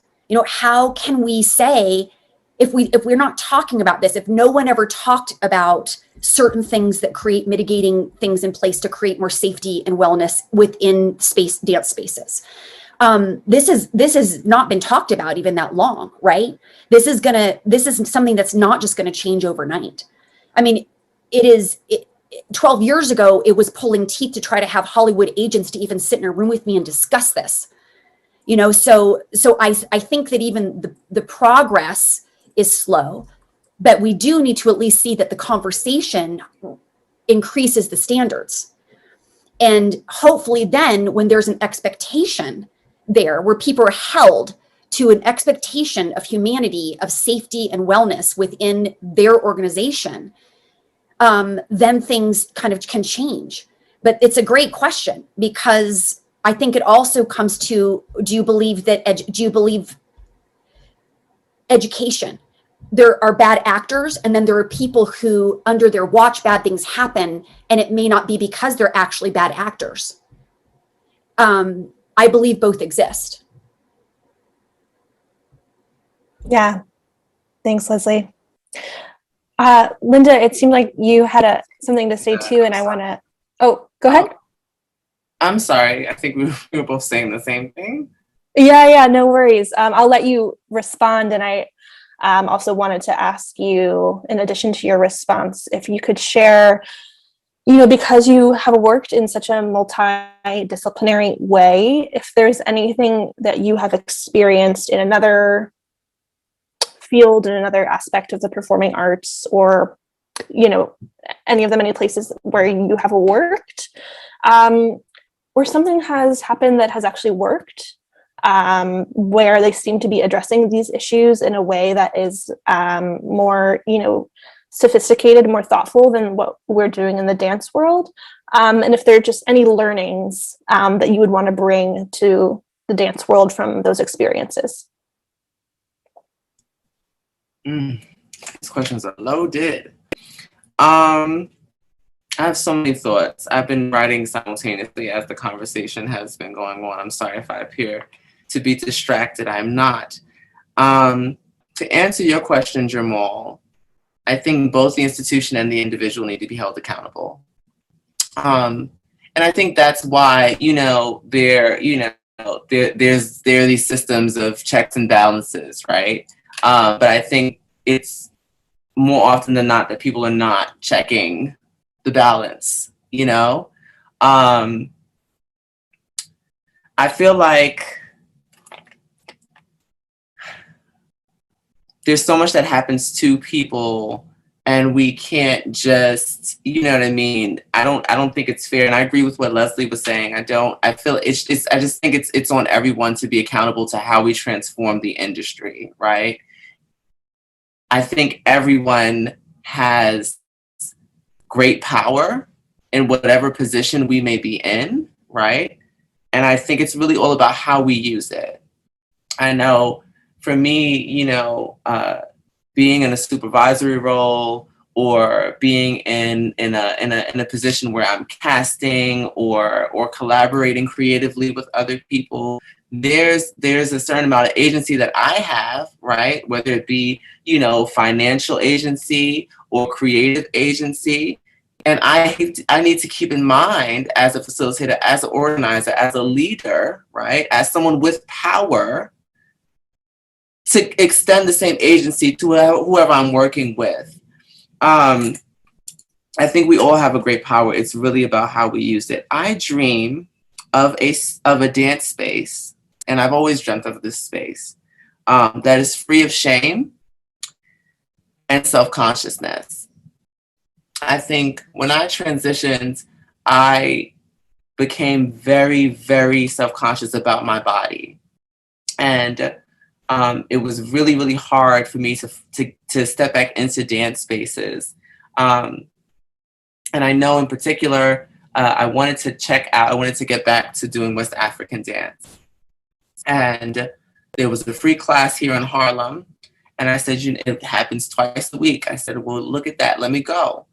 And my hope was that if I could go to this class, this very gendered class, right, this very cis heteronormative class, that I could pick up the skills and the moves well enough to learn this movement, this discipline, this style, this lineage, learn it well enough so that I can teach my own community, because no one else is. Because my community hasn't even been invited into the room to even be included in this kind of conversation. TGNC people are just now getting their fill, or getting opportunity rather, in film and media. And what I have found is that the more visible TGNC people are, specifically Black trans women, the more we're being killed. A Black trans woman has died every week this year in this country since the year began. And the death rate continues to climb. It climbed in 2020 tremendously, and it continues to climb, and it continues to remain persistent. Again, we all have a great power. It's really about how we use it. I think sometimes we think we have less power than we really do. Every decision you make is a power move. Make a different decision. I also want to say that, yes, education is a very powerful thing. And I think what I find is that to be a minority in any room is to oftentimes be the educator on a certain subject or topic or experience. As a trans person, I oftentimes feel as if it is not only my responsibility to teach or to inform, right? But that I'm also doing that while also being marginalized, while also being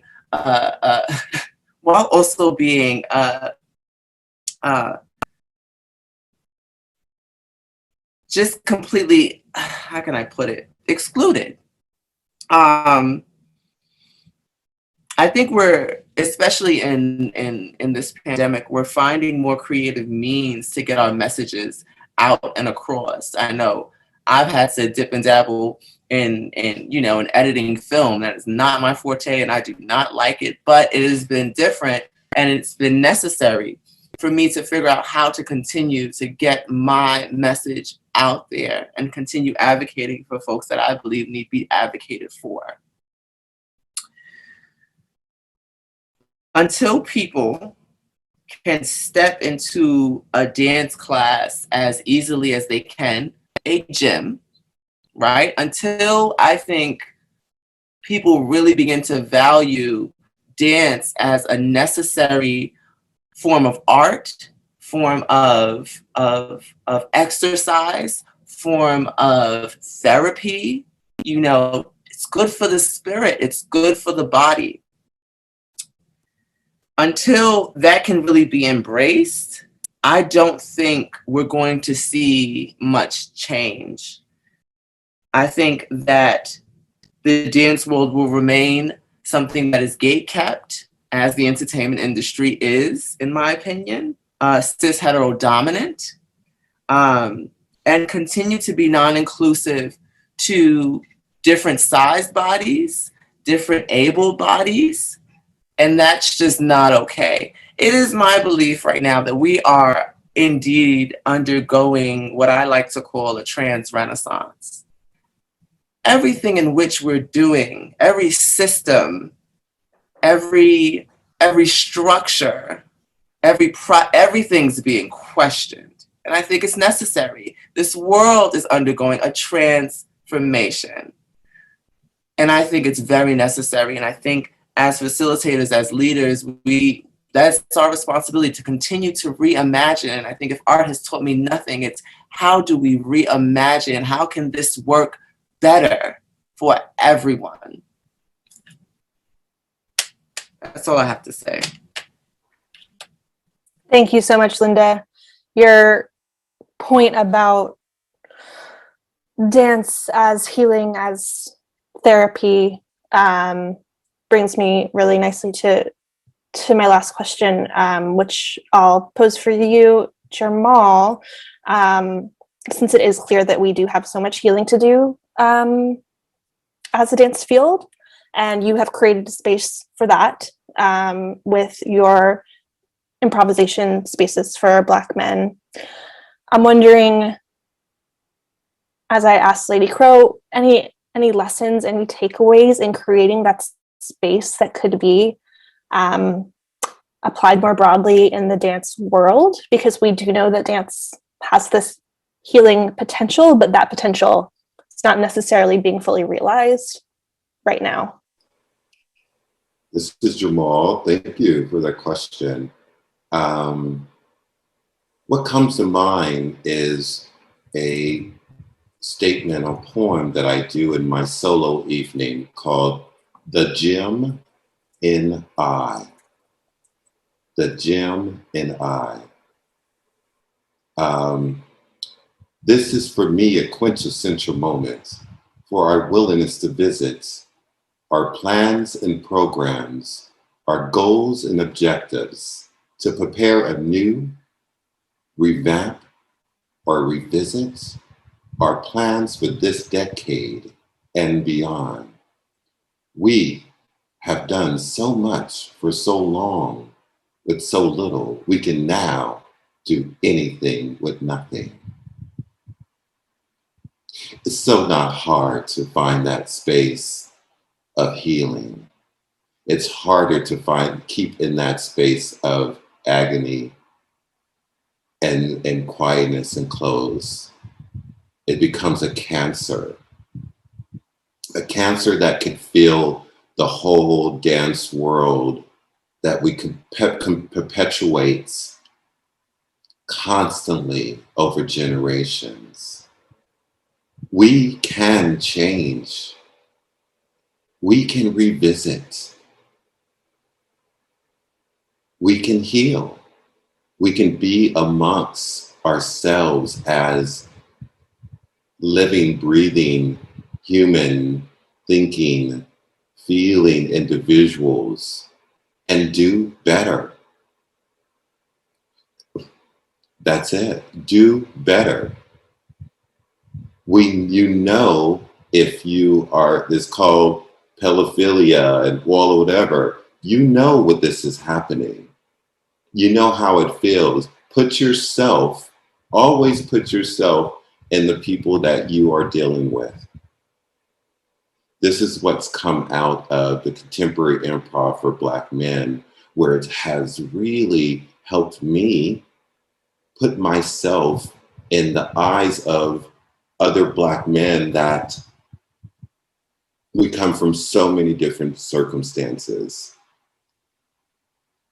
And also to put the ego, allow the ego to dissipate. See, I think Lady Cole, you said that, right? You said the ego, which was really beautiful. So we the willing, led by the unknowing, to do the impossible for the ungrateful. We have done so much for so long with so little. We can now do anything with nothing. Thank you, Germaul. What a great note to end on. We are just about out of time. This is Lauren speaking again, by the way. I do just want to really quickly pass it to Lady Crow, and then Linda and Leslie, just for a last thought, perhaps what you are taking away from this and what you want to leave us with. Hey, this is Lady Crow. One of the things that I wanted to mention is the word power, which has been brought up so many times within this within the conversations that we've been having. I've listened to a podcast. It was from a fellow friend, good friend of mine. And she told me to listen to a podcast by Jill Scott. It's a podcast that she has. And they spoke about sexual assault. And one of the things that I took away from that was one of the women who was in the podcast with her. She mentioned, she was just like, what makes you think that you never had power from the beginning? Like, what makes you think that you didn't have power? And I really thought long and hard about that. And I was just like, wow, I never really thought about that. So that was just something I wanted to share with everybody and to the audience, and to just maybe think about that. And the podcast is available to listen to if you're interested. But I think that's one of the biggest things that stuck out to me from that podcast. I just wanted to put that out there.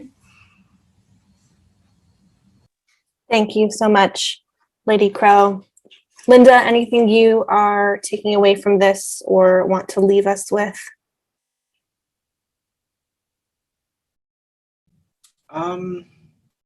Make space. Make space for those you can't even see. Make space for those that you don't even know are there. Just make space. I think diversity is the key to true, genuine inclusion. Yeah, that's all. Thank you. Leslie, a last thought, something you are leaving or taking away? Be curious. Ask questions. Get to know people's story. And let it start with yourself, just taking a self-inventory. If you find that you might be falling into patterns of judgment or seeing one person's post and then deciding that you know everything about them and dismissing them, that won't, whatever you saw that hit you wrong, it will never be fixed without relationship and without conversation. So be curious, be open. The fact that you're here, to our participants, thanks for being here. You have the right to feel safe. You have the right to feel seen. You have the right to feel heard. You are the only you in the entire world. And you are not just one in a million, you're one of a kind. And you deserve to feel worthy and loved and seen. So go for that and surround yourself with people that encourage and build that up. And don't ever stop striving for that. Because whatever you're dealing with, healing is a journey.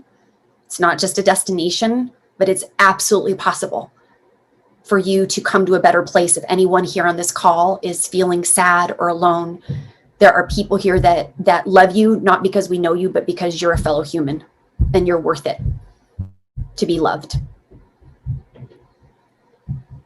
Thank you, Leslie. Thank you, Germaul. Thank you, Linda. Thank you, Lady Crow. I so appreciate what each of you brought to this conversation today. And I want to thank everyone in the audience for sticking with us through this conversation, and for the great folks at Dance NYC for having us all. And with that, I will pass it back to them. Thank you so much.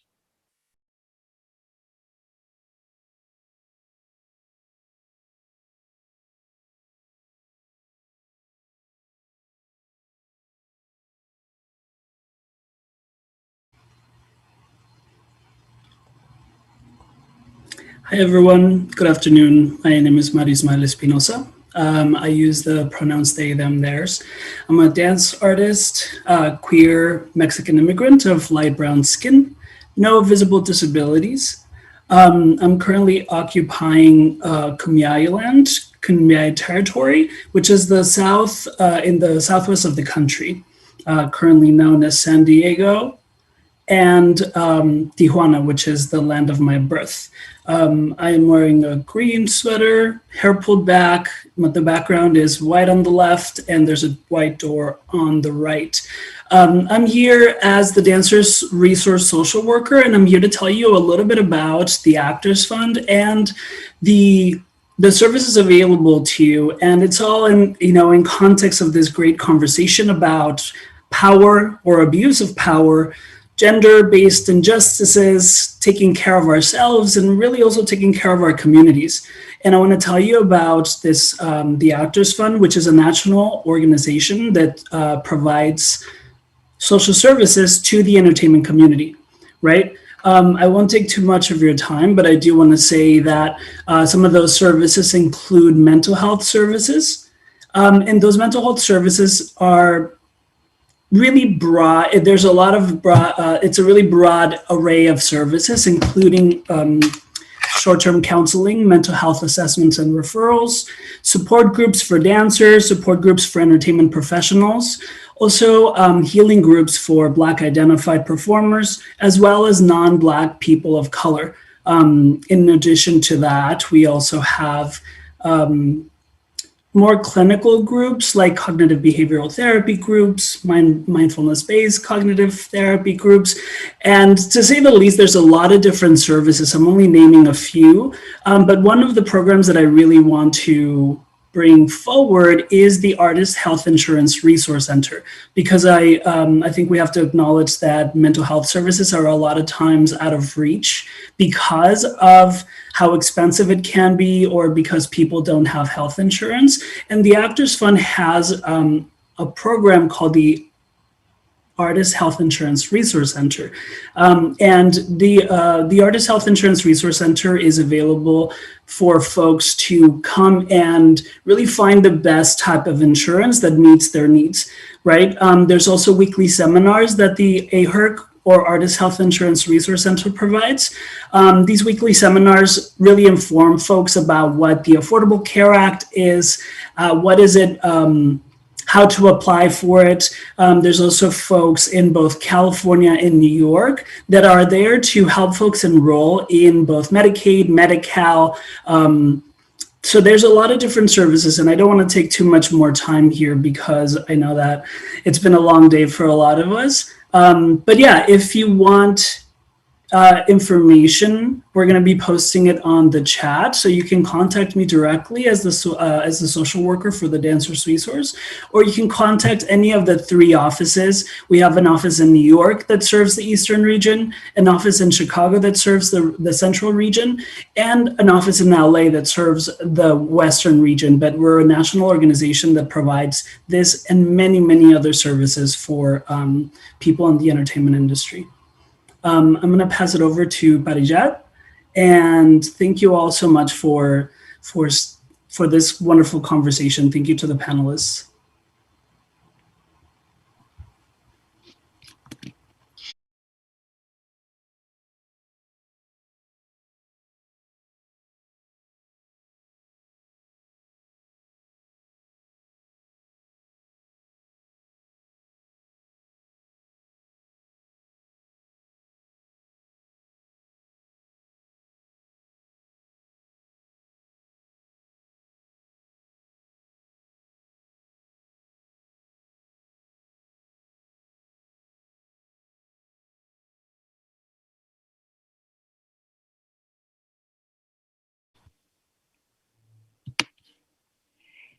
Thank you, Mario, for closing out the conversation and providing us with some very necessary resources and information. Laura Wingenroth and our insightful group of speakers, Germaul Barnes, Lady Crow, Leslie Scott, and Linda La. Thank you for today's complex, thought-provoking, and transforming conversation. This session was originally curated by Ali Rosa-Salas, Director of Programming, Abrons Arts Center, Henry Street Settlement. To our attendees, thank you for being present and engaged for this final conversation. Thank you to Jessica Spriggs of Viscardi Center, Captioner from Viscardi Center, and Brandon Kazan-Maddox and Candace Davider from LC Interpreting Services, and for their invaluable support. It's been my pleasure to be here tonight.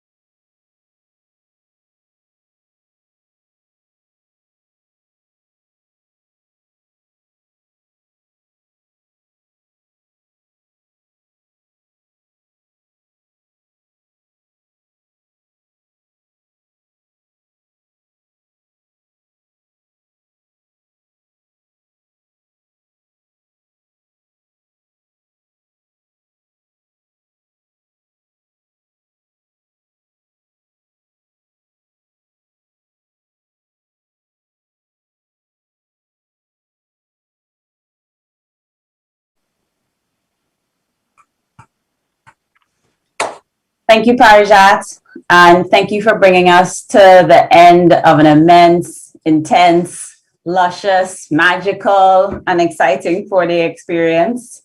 Can we all take a collective moment to just celebrate? If you want to drop some love in the chat, wherever you are, scream, jump. I want to do all of the above. Thank you for everything that you've brought to all of our sessions and everything that we've done. You are the ones that have made this space so transformative. So we're floored by what we've experienced over the last 4 days. Finally, since inquiring minds want to know, all of the sessions that were live streamed will remain up on the HOVA platform for the next 2 months so that you can go back to access them. The chat remains active so that you can still see the resources that were posted in the chat. We are also adding the resources to the description, the session descriptions in each event so that you should see them, you should access them there. And select sessions will be publicly made available later in the year on Dance NYC's YouTube page. Make sure that you save the program book, as so many resources have been carefully curated in our thematic guides by Maura and Yanira and Jonathan. And then last but not least, make sure that you take our post-event survey to let us know about your experience, because your feedback helps us to shape next year's event. So with that said, I thank you and I turn you over to Alejandra to close us up. Thank you, Candace. You know, as the executive director that was formally charged with overseeing our public programs and this event, I never thought that the day would arrive where I would experience the symposium from my desk.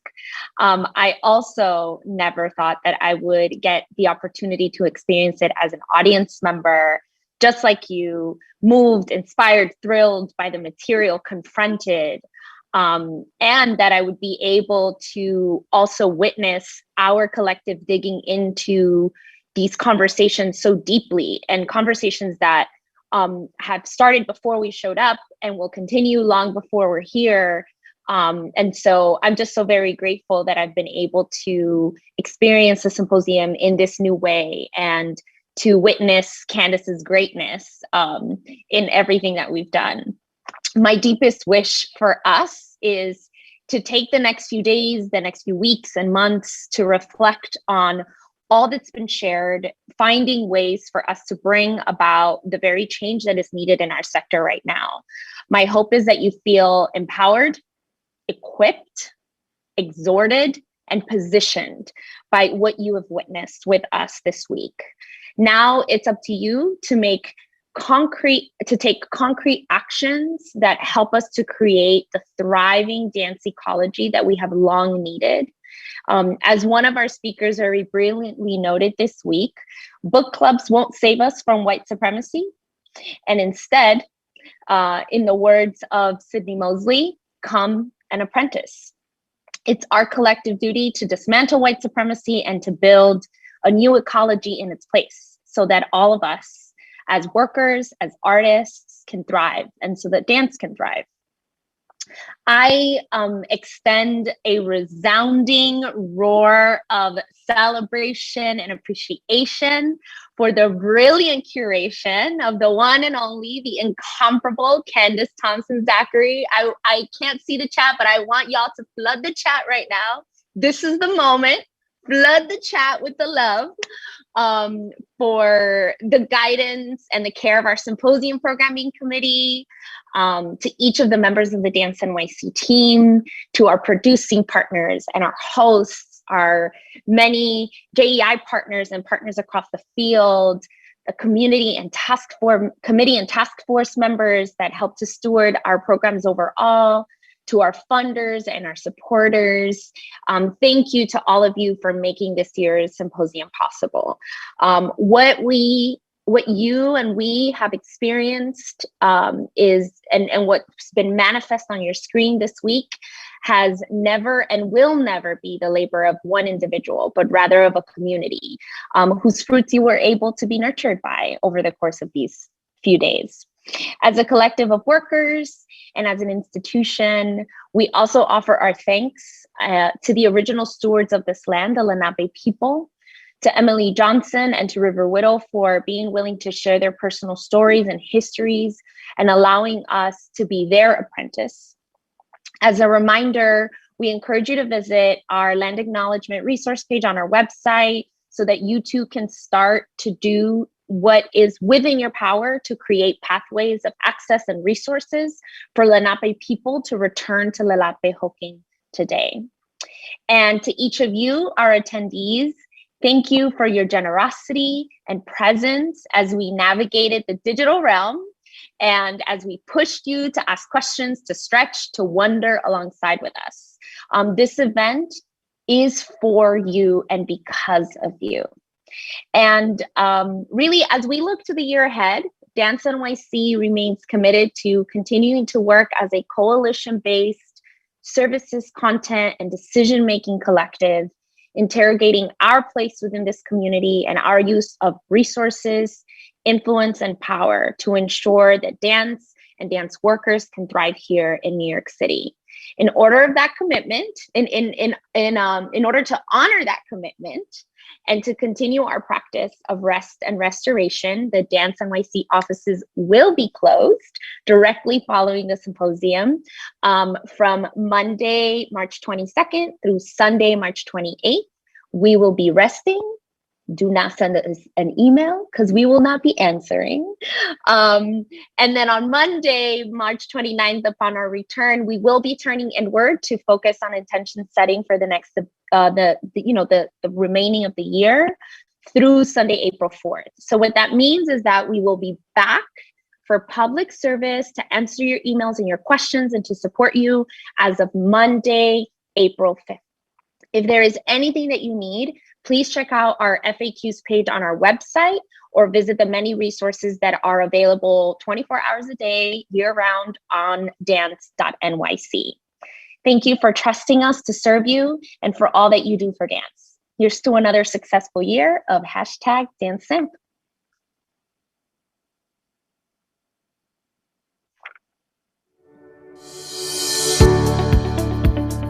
On behalf of Dance NYC, thank you for joining us for the Dance NYC 2021 Symposium.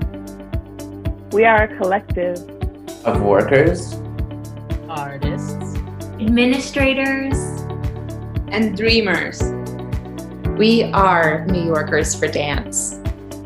We believe artists are necessary workers. We believe that dance can thrive here. And we are not leaving until it does. Thank you.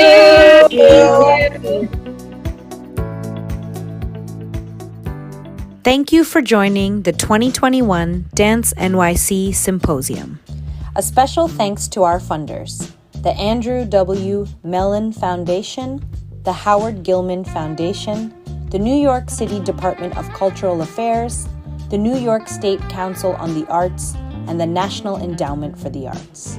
A special thanks to our lead sponsor, Con Edison, and our lead dance advocate, Jody Gottfried Arnhold. Subsidies for the education and dance worker ticket tiers are made possible by the Arnhold Foundation. A special thanks to our host and partner level sponsors, Nell Shelby Productions, Gibney, In the Lights, and New York Live Arts. A special thanks to our sponsors and exhibitors. Please visit them on our website, the HOVA homepage, and the exhibitor hall. And last, but certainly not least, a special thanks to our justice, equity, and inclusion partners, Art Beyond Sight, Art Space Sanctuary, Asian American Arts Alliance, Center for Traditional Music and Dance, Indo-American Arts Council, the International Association of Blacks in Dance, Lotus Music and Dance, Museum Arts and Culture Access Consortium, National Association of Latino Arts and Culture, New York Foundation for the Arts, and Women of Color in the Arts. Stay connected with us by posting your takeaways on social media using the hashtags DanceSimp, DanceNYC 2021, and DanceSimp 2021. Access all the Symposium 2021 sessions via the HOVA platform. Complete our post-event survey after today's programming and tell us how we did. A special thanks to our video asset and streaming partners, Renegade Performance Group, Full Out Creative, and Nell Shelby Productions. Thanks for joining. Keep in touch at dance.nyc.